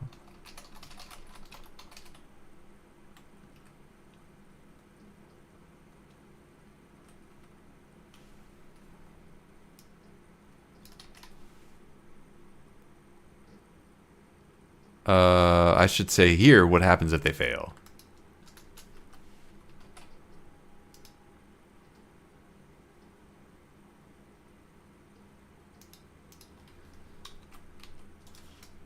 Big creature fails. They fall into the water. On a failure, that creature falls into the water. That creature's falls into the water. Okay, cool. Those are some words. Those are the best words, actually. They must make a dexterity saving throw against DC 13, and if they succeed, roll another d4. They must.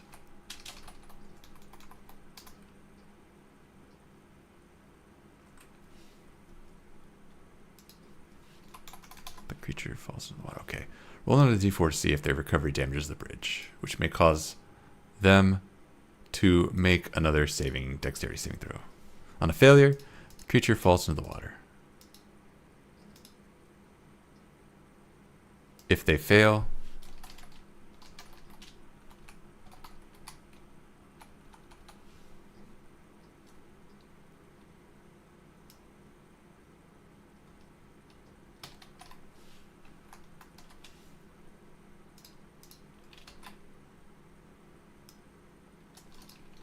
okay, there we go. If a player tries to swim, the water is fast moving, but with a strength athletics of 13, the PC can overcome the current and make it to the other side, though they are drenched. If a PC falls into the water from the bridge, they automatically fail. If a PC fails this check, they're swept up by the current and flow about 300 feet before they reach the coast on the side of their choice. The violent motion causes something of their equipment to be separated from them and lost. Roll to randomly determine which item is lost.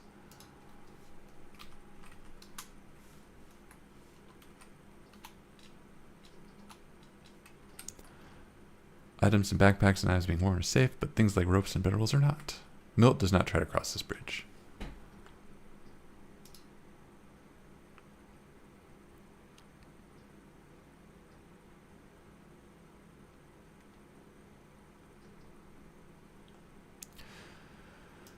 If the players do something else, just deal with it.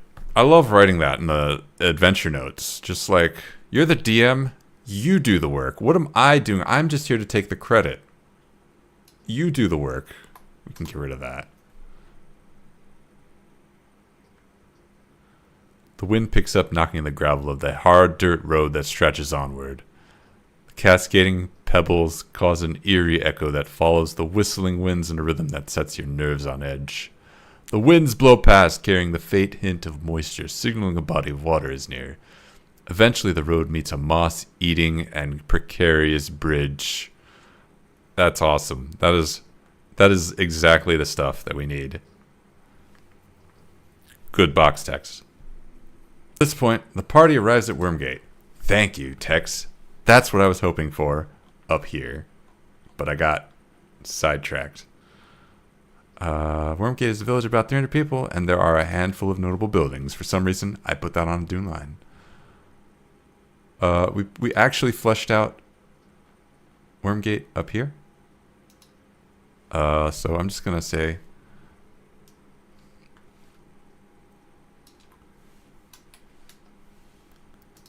see chapter 2 for the village, for info about the village, for more information about Wormgate is in chapter 2.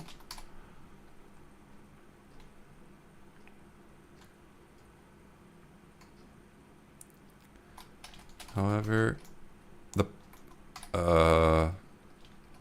the people of Wormgate do not trust the party when they arrive and do. Okay, am I typing something that already is here? Yeah, I am. Okay.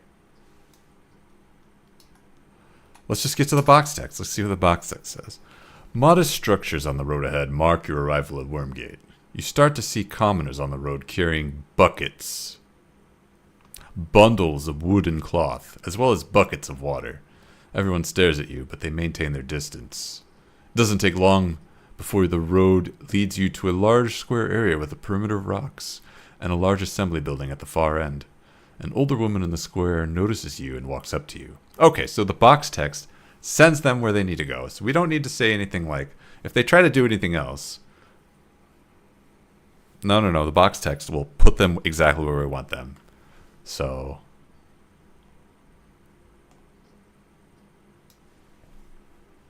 you don't even need this.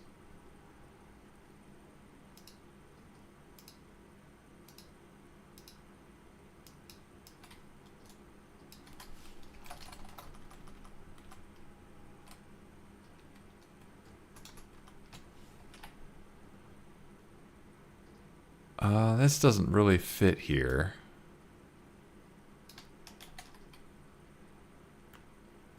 Where does this fit?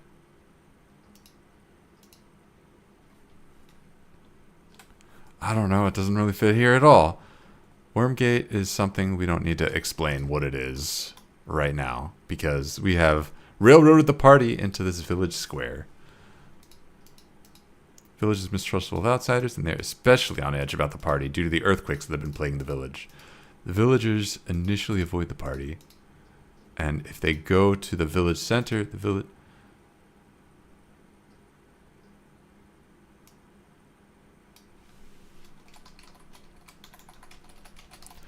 villagers intentionally avoid the party and direct them to the village center if pressed.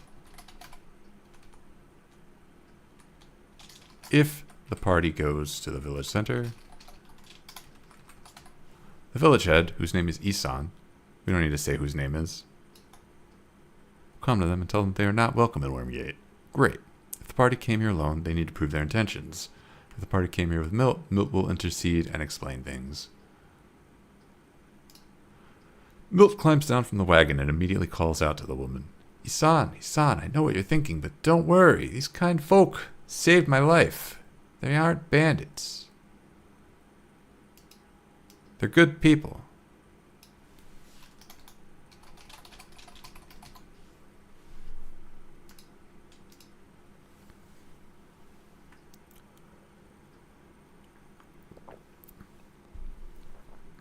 I don't see anything wrong with any of this text.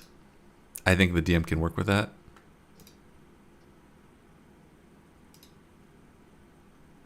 Let's move on here. Isan will agree to give the party a chance, but only if they prove themselves by doing Isan a favor. Isan needs the party to rescue her daughter, who is in the village catacomb. Party must go down there and bring her back up alive if she is dead. Alive. Or her body back up if she's dead. If the party does not agree to this, or if they seem skeptical, Isan offers money and comments that mercenaries should be delighted to get paid for their work.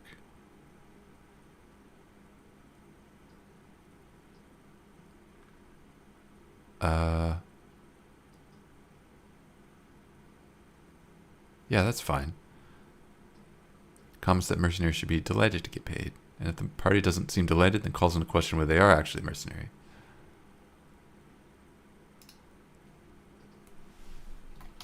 She comments.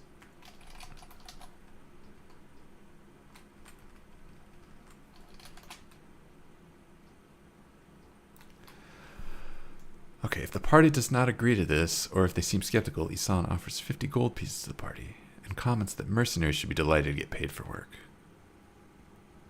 What's a single word or phrase that would invoke a claustrophobic feeling? Oh, Venom Slinger, thank you for the follow, appreciate it. Trying to type out my intro to my first campaign. The idea is they've been on a wagon for 3 weeks and want to get off. That is a good question. So, stiff. They could be feeling stiffness. They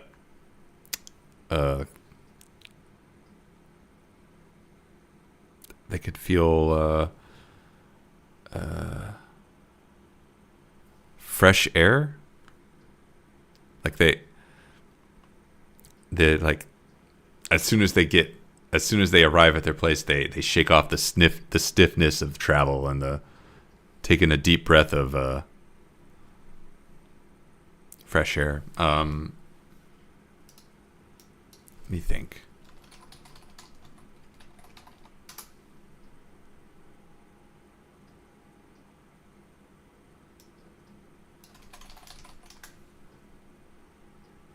Can work with that. Okay.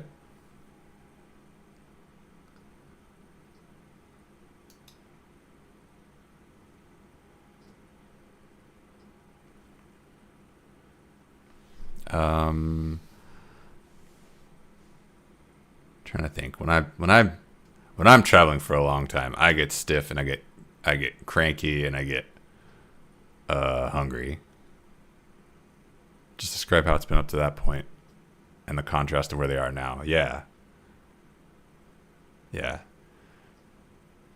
Yo, how many demi-leeches does the party need to vanquish minimum to beat this adventure? There are 0 demi-leeches in this adventure. There are cursed ghasts, but those are not demi-leeches. Yeah, see that feeling? Like, not if they're going full hog or anything, like a speed run. This is an adventure from levels 1 to 3. And a demi-leech, I believe, is CR 20. So there are no demi-leeches. I want that to be in the feeling of what I'm reading. Yeah. It's the contrast that's what you want the player to feel. You go from like I just keep coming back to stiffness. My brain is stuck on that. All right, I'm starting to pick up what you're putting down. So we're about to get to. When I say about to, it's like several pages away. Never mind. We got gas. Okay, that's as deep as we go. That's as deep as we go. Where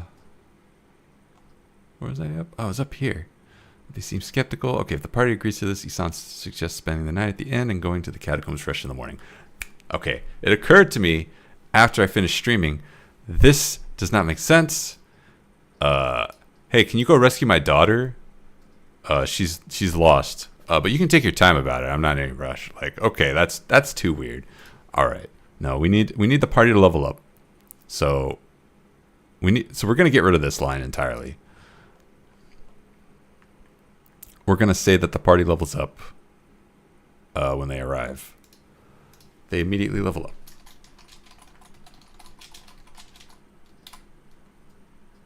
up for surviving the expedition. Level them up here. Okay. It suggests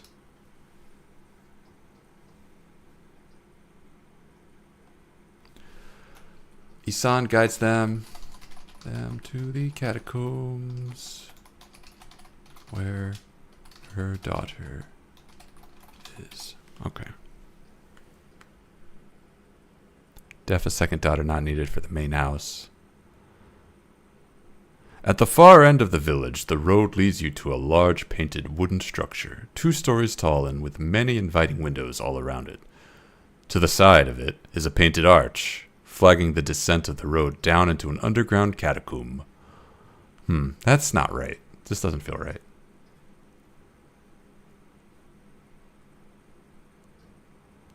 The road leads you to the far end of the village.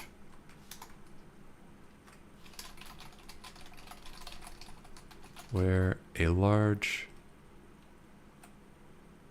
2-story tall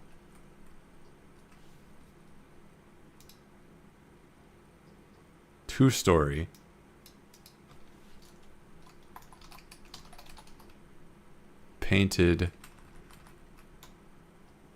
wooden structure with many inviting windows. We're a 2-story assembly hall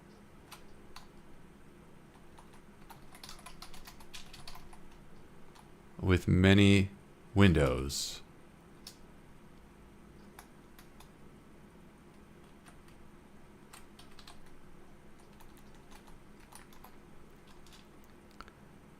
Marks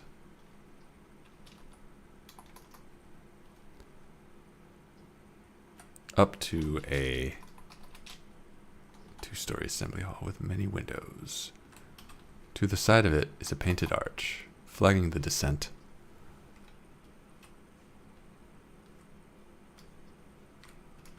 The road's descent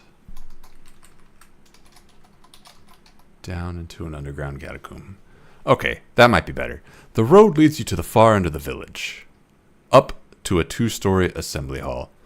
No. Okay, that's not better. The road leads you to the far end of the village.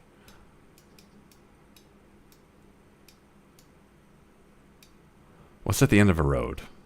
How do I word that? The road guides you to the far end of the village. Past. Let's say past.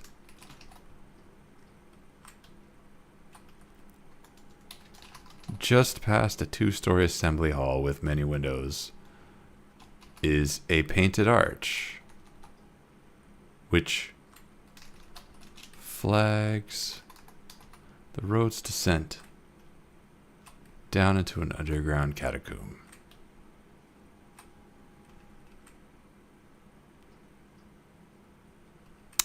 As it leads down to an underground catacomb. Okay. The road guides you to the far end of the village. Just past a 2-story assembly hall with many windows is a painted arch, which flags the road's descent as it leads down to an underground catacomb. Why does that feel... This feels overloaded. There's too many words here.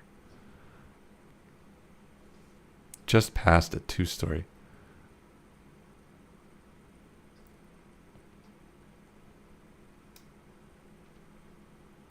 Just past a 2-story assembly hall is a painted arch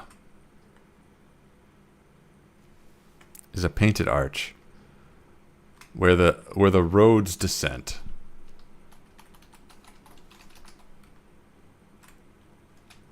leads to an underground catacomb. Okay, maybe this is fine. The road guides you to the far end of the village.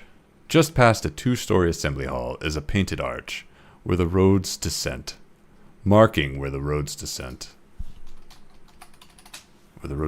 leads to an underground catacomb.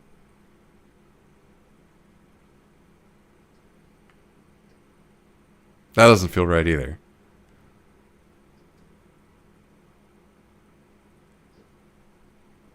Why do I have this 2-story assembly hall here?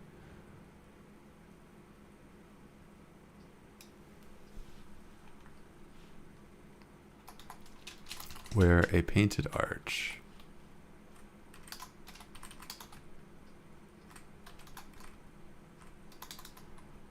marks the path's descent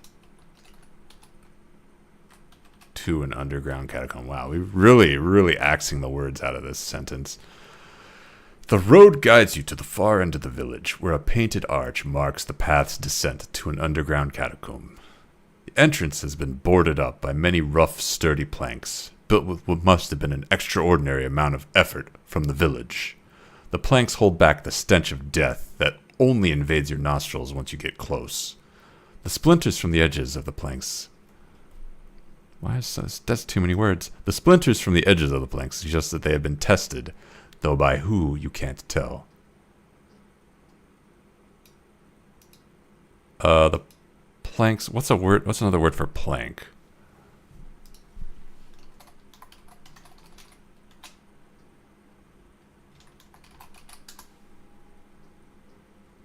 The beams.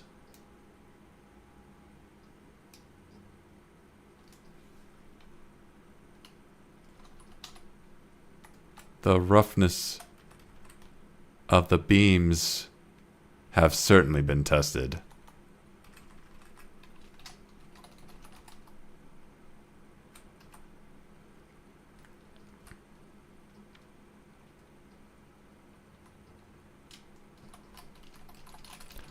The splintering of the beams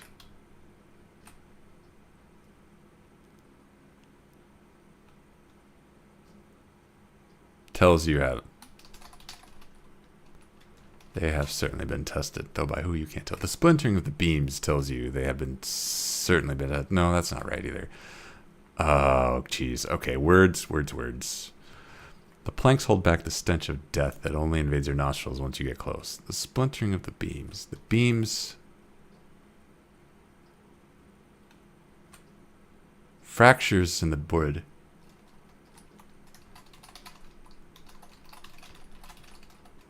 Tell you. Reveal.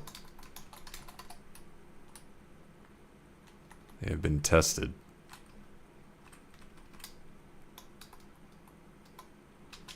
Though by who, you can't tell.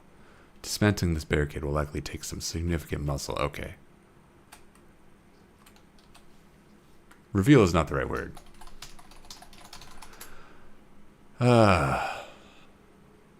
Blurt. Release. Leak. Disclose. Betray. Publish. Divulge.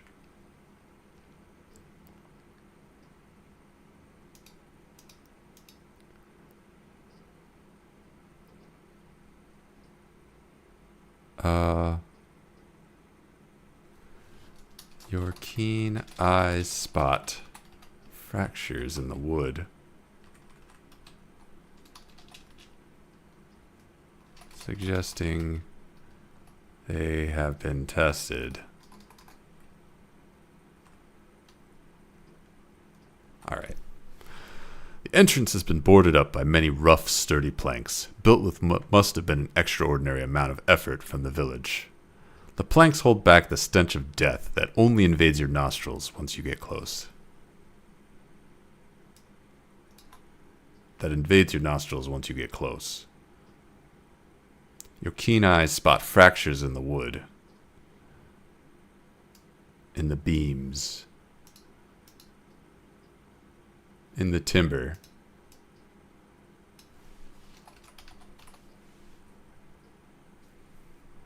Suggesting they have been tested, though by who you can't tell. Dismantling this barricade will likely take some significant muscle. Okay, the village catacomb. Okay, clearly some stream of consciousness is going on here. Let's go ahead and get rid of this. The outer room will have some sweet box text already ahead of you, describing this rundown structure that looks out of place from the rest of the village. The structure was once maintained. This catacomb was once maintained by the Unbroken Hand, but the priest in charge fell victim to the plague, and the Unbroken Hand never sent a replacement. The entrance is barricaded by the village. The party will need to remove the barricade planks through hard labor. The effort takes an hour if done by at least 2 PCs. 2 of the PCs involved must make a strength athletics check against DC 10. On a failure, that character gains 1 level of exhaustion. Once the barricades are removed, just beyond the entrance are sets of well-equipped bones, the remnants of previous explorers who have tried to come through here. These explorers are unlooted. They have weapons, rotted food, unmaintained armors, bags, adventuring equipment.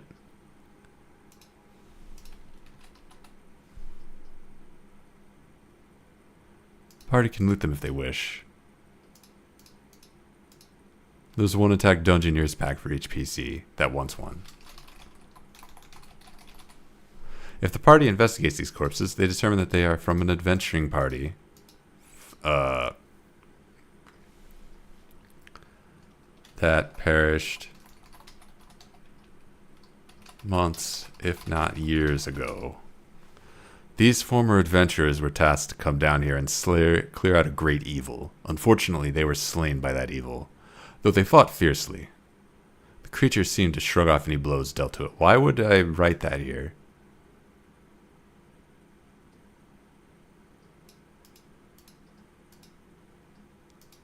They were...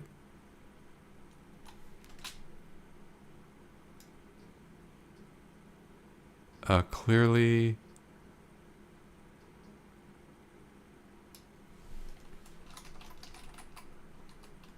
in some sort of fight. Wow, okay.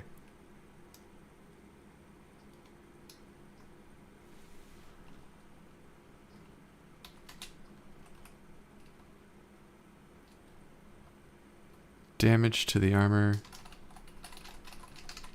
and bones reveals that these former adventurers were clearly in some sort of fight when they died. It's not among the bones. There's nothing else of significant interest in the area. Nothing else of significant interest in the entrance, and it continues on. Okay, so I have not explained the structure of this catacomb, and I'm sure it's going to be confusing to the DM, so I need to do that.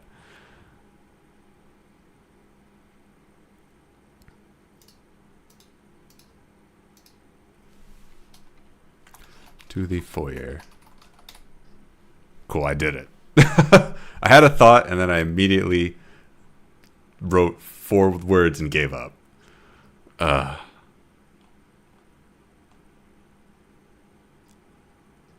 This catacomb consists of 3 rooms.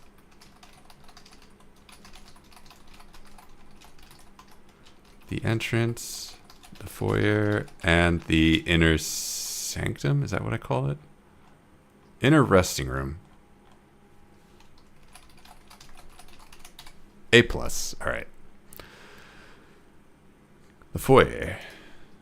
The catacomb past the entrance opens up into a large vacant space. Smooth pillars hold up arches which support the high ceiling, and the benches in the center are decorated with ornate engravings, indicating ceremonial purpose.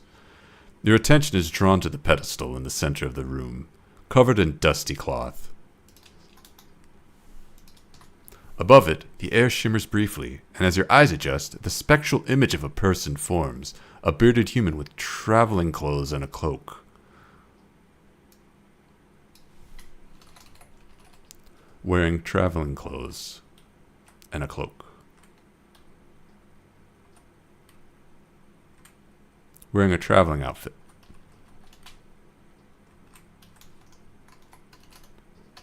Their face is obscured, but you can feel their ghostly visages staring directly at you. Okay.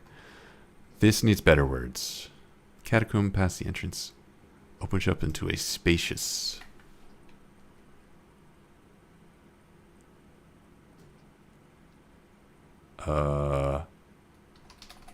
chamber. Smooth pillars hold up the arches which support the... vaulted?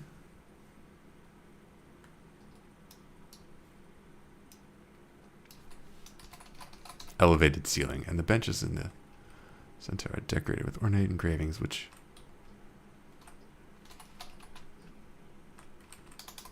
indicate some sort of ceremonial purpose. Your attention is drawn to the pedestal in the center of the room, covered in dusty cloths. Above it, the air shimmers briefly, and as your eyes adjust, the spectral image of a person forms, a bearded human wearing a traveling outfit and a cloak. Howling winds rip through the thin fabric of the rickety wagon's covering. The dull sting settles into your bones for what feels like the 100th time that day. Your muscles tight and coiled as you endure another day of non-stop travel. The gentle clopping of horses' hooves now, and endless ticking clock pounding against your skull. What do you think? Did I get that feeling? I think the feeling is good. The feeling is definitely good. The last sentence, I think, is missing a word.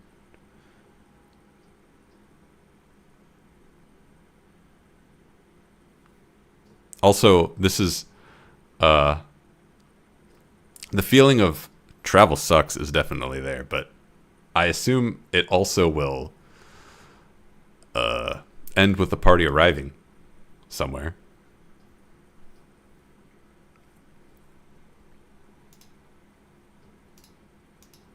Their faces obscured, but you can feel their ghostly vicious drilling directly into it now.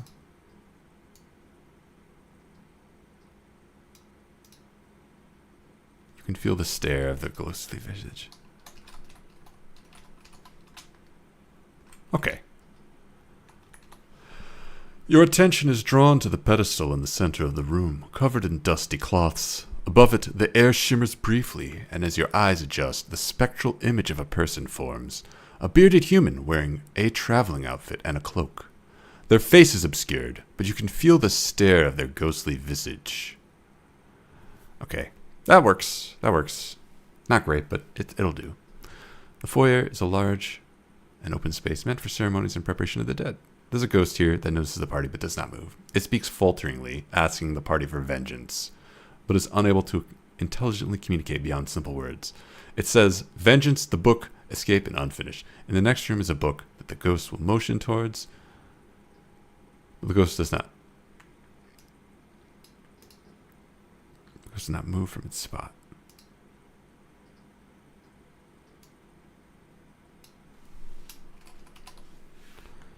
It beckons the party to escape the way it came.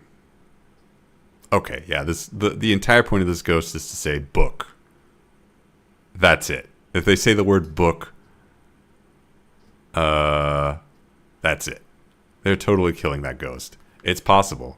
This ghost doesn't have stats and also doesn't move, so they may have difficulty killing it. There's no harm. Okay, I should actually put, like, if the ghost takes radiant damage, it vanishes for 24 hours.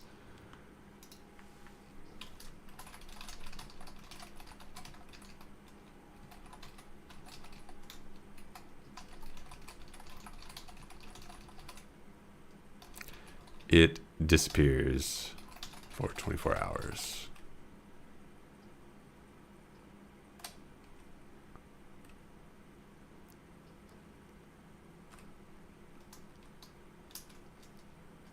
I don't think I have. There's no ghost stats in here, so I wouldn't have. Yeah, there's no ghost, so I wouldn't have linked those stats.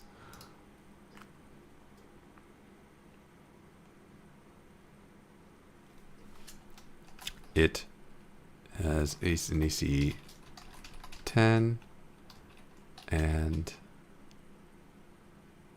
automatically fails any saving throw to resist being turned. You can just get rid of it if you want. I don't particularly care.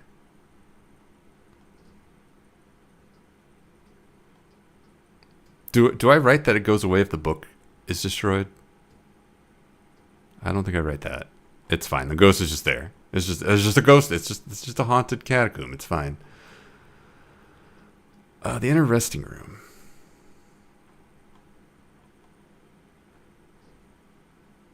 There's a huge room where there's a bunch of dead are interred. The fresh stench of decay assaults your senses as you enter this room. There are bones and corpses scattered all over the floor. The walls here are tall, with many. I keep saying that everything is tall. Everything is tall.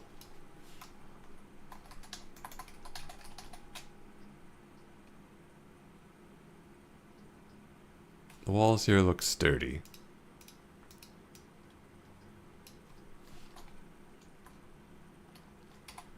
Feel sturdy, with many alcoves filled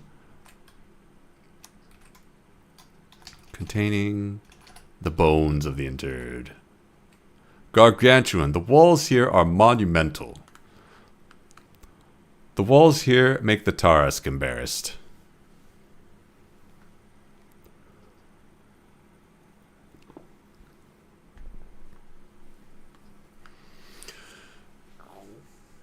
Many alcoves containing the bones of the interred. On the opposite side of the room, your eyes are immediately drawn to a book resting on a pedestal. The book seems out of place, with its silver gilding and a faint glowing light emanating from the ink on the book of the cover. I think I can do better than that. The fresh stench of decay assaults your senses as you enter this room. That's fine. There are bones.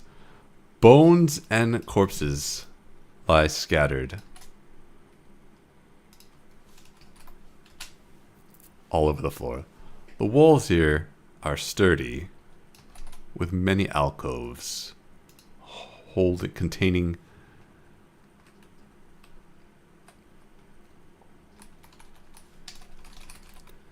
the interred, serving as resting places for the interred. The walls here are sturdy, with many alcoves serving as resting places of rest.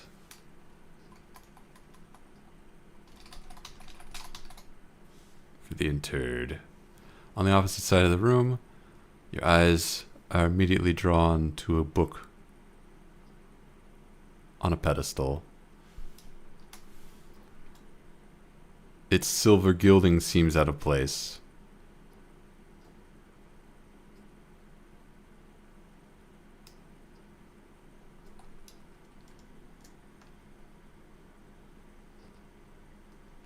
Its silver gilding and a faint glowing light emanating from the ink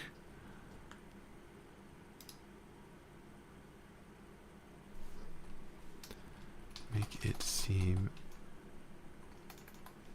to a book with silver gilding.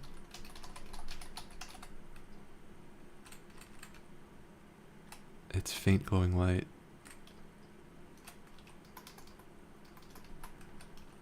makes it seem out of place. Okay. The fresh stench of decay assaults your senses as you enter this room. Bones and corpses lie scattered all over the floor. The walls here are sturdy, with many alcoves serving as places of rest for the interred. On the opposite side of the room, your eyes are immediately drawn to a book with silver gilding on a pedestal. Faint glowing light emanating from the ink on the cover of the book makes it seem out of place. Alright, this is so weak.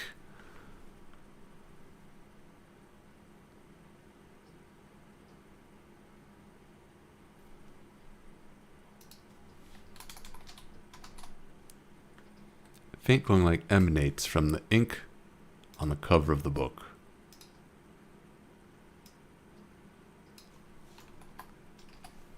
As you enter, the bones on the floor shift, and a humanoid figure emerges from them. Their pallid visage is unmistakable, and it becomes clear to your nostrils that this is the source of the stench permeating the catacomb. They move their long hair out of their face, exposing their dead eyes and malevolent grin as they step towards you. Oh, and I even wrote, there's an evil book on a pedestal. Like, evil book. Like, how many times do I have to write that? We can just, okay, get rid of that. An evil creature is idle here, a cursed ghast. This ghast is special. It's a boss creature. It has 3 hit point bars. Whenever the party drops one of the hit point bars to 0, a dark energy exudes from the ghast and heals it completely. It starts using its next hit point bar. And additionally, one of the corpses in this room animates and becomes a zombie under the control of the ghast. That reminds me, I wanted to add another thing to the cursed ghast stat line.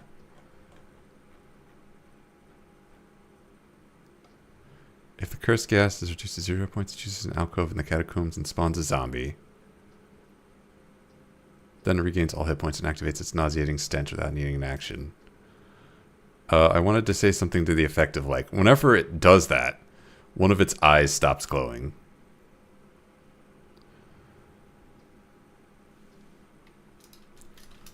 One of the ghast's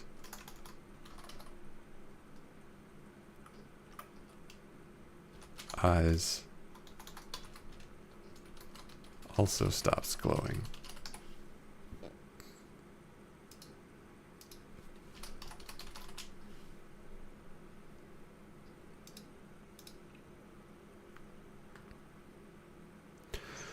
Okay. One of the corpses in this room animates and becomes a zombie under control that's aghast. One of the gas eyes also stop glowing. Much of this room is covered in bones, which are difficult terrain. Additionally, a creature standing in these squares has disadvantage on dexterity saving throws from the clutter, obstructing them.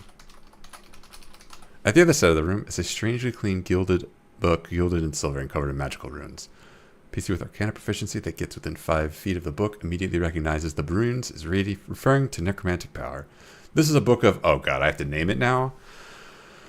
Ah, I've been putting this off for so long. We gotta name this book.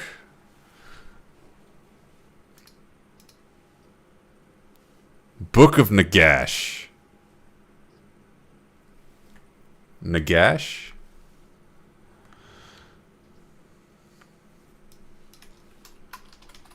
Is that just a name, or is that... Oh, that's a Warhammer thing. I see.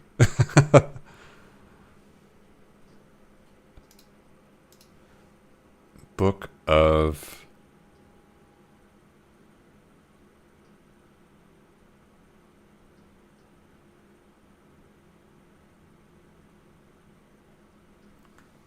So I could give it like a really... I could give it a really basic name. I'm late to the party, but do you have a reason for not using ChatGPT to help create names for Necromancer book? Not really. I don't have a good reason. I have tried to use ChatGPT in the past, and sometimes it's helpful and sometimes it's not. So there's a chance that it would help in this case.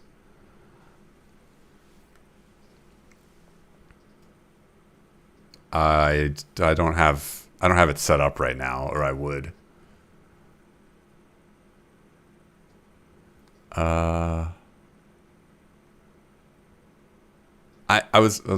could say, I could just give it like a really boring name, like Book of Bones. There's a lot of precedent for that in this, because a lot of these items have really, really simple names too, like Animated Shield, Amulet of Health. Those ones are actually pretty good. Giant Slayer. Gloves of Thievery. You know? So you can get away with Book of Bad Necromancy. Book of the Ghast. But what this book does is it gives you a bunch of spells. So...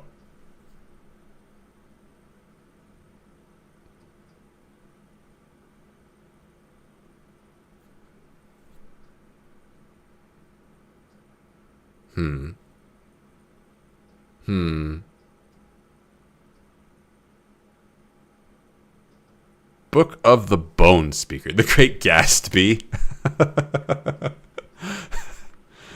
Oh, man.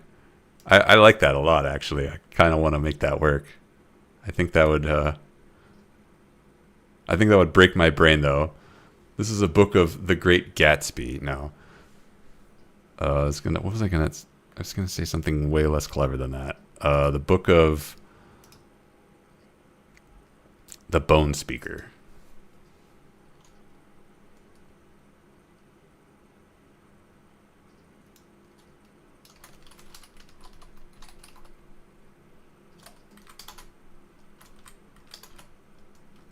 See Appendix B.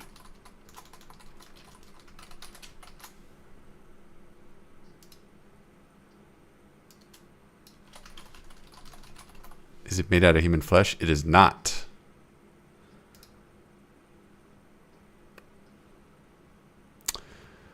At least, I don't think so. Do I describe it? Do I describe that anywhere? I don't think I do. I think it's just a book. Book with silver gilding. Spell that correctly. This is a Book of the Bone Speaker. This book radiates dark energy whenever the gas does. On initiative count 0, the book takes an action, choosing the nearest non-undead creature to it that is standing in bones. It animates the bones, causing them to strike at the creature with a +8 to hit. On a success, the creature takes 1d6 slashing damage. If the Ghast is defeated, the book loses this power until a new Ghast is created. Let's just say it loses this power. If the book is destroyed, the Ghast immediately screams in pain, loses all uses of its cursed life ability, and drops to 1 hit point. If the party does not destroy the book, they can recover it. It's a magic item that does. I don't need to explain that. In fact, I don't need to say this at all. Like, obviously, if they don't destroy the book, they can keep it. If they kill the Ghast, then the Ghast dies. I don't need to say that. There are a lot of corpses in this room. There are no living creatures here. No sign of Isan's daughter. The Ghast is Isan's daughter, though the party may not realize it. Okay, if the party leaves after clearing out the Ghast, Isan will reveal the fact that the Ghast was her daughter to the party. She fell prey to the book down there and killed many villagers. They chased her down into the crypt and hired others to try and help her, but they didn't succeed. I'm sure an actor can make this into a good moment. Okay, yeah, thanks. That's good commentary, but I shouldn't be sharing that with the world. She rewards the party 50 gold pieces for their work. Additionally, Isan agrees to help the party in preventing the vulcanization of Farm Rock. That's not the name of the village anymore. She will arrange to have someone guide them to Brun Samaris, the location of the nascent volcano. I don't think she knows that's the name of the location of the.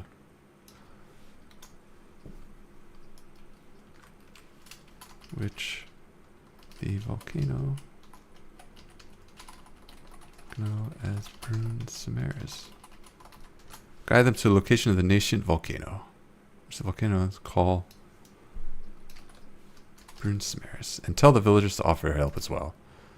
If you want that to be a little more driven, she could wear an item that is an heirloom from her family, and when they loot the Ghast, they get the bracelet. Yeah, that makes sense, actually. Yeah, like a bracelet that has like.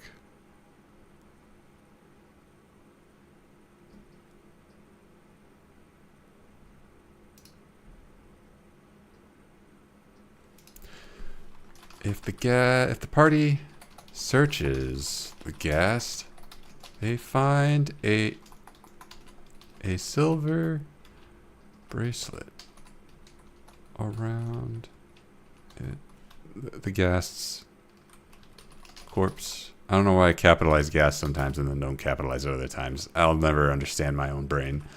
They'll find a silver bracelet on its wrist. Though, worth 10 GP.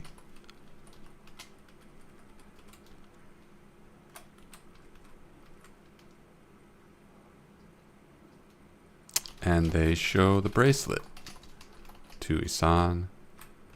She will reveal the fact that the Ghast was that the bracelet belonged to her daughter, and that the Ghast was her daughter.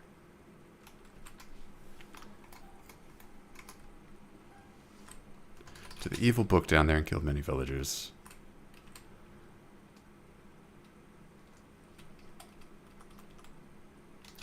If the party shows Isan the book, she will demand that they destroy it. Oh, okay, I shouldn't say that there, though.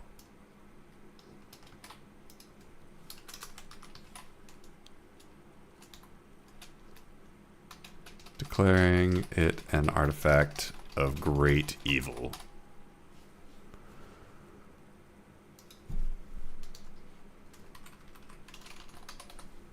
She rewards the party 50 gold piece for their work, blah, blah, blah. Okay, yeah. Additionally, Isan agrees to help the party in preventing the vulcanization of Wormgate. She will arrange to have someone guide them to the location of the nascent volcano, which the volcano elemental is called Brun Samaris, and tell the villagers to offer their help as well. This will take a few days, giving the party an opportunity to explore the village and figure out what they want to do next. Hey, cool. We shaved a page off. We're down to 9 pages. Excellent.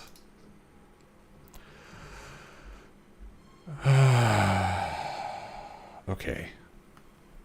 Okay, here's the thing. There's 2 more chapters to go. I've done 1 chapter in the intro, and I really didn't need to do the intro. But I did chapter 1. Chapter 2 is not very long. But chapter 3 is. But I am going to run out of time soon. So this is a good stopping point for me. What I'm going to do is I'm going to stop here. Next time, which is Saturday. Saturday's the next time I will be streaming this. I'll do chapter 2, chapter 3, wrap those up, tidy those up, and then editing done. And then it's a matter of putting this into a format. I think once I get the editing done, I will publish the doc here, and then I'll also work on like trying to put it into a PDF. I don't actually know if I can do that. I'm not smart enough to make PDFs. But in any case, this will go out. You can take it. You can use it however you want. You can do that now if you want to go through the stream and read and all that. But I would prefer to edit it first before you do that. But once I edit it, take this adventure, use it for your own purposes, shove demi-leeches into it if you want. I don't care. It's your adventure. Have fun with it. And then I'll figure out play testing it. That'll be fun. But that's putting the cart before the horse. First, edit chapter 2, edit chapter 3. Next time. This is it for me. I'm going to go get some dinner. Thanks for watching, everybody. Hope you all had fun. Save as PDF. If that works, that works. I will do it. Thanks for watching, everybody. Hope you enjoyed. Thanks for chatting and being a part of this. If you've got any questions about D&D, feel free to leave them in the comments. Feel free to leave them in the chat. I'll read that stuff, and I will respond. But anyway, take care, everybody. Hope you're having fun games out there. Make fun games. Play fun games. See you all next time. Bye, everybody.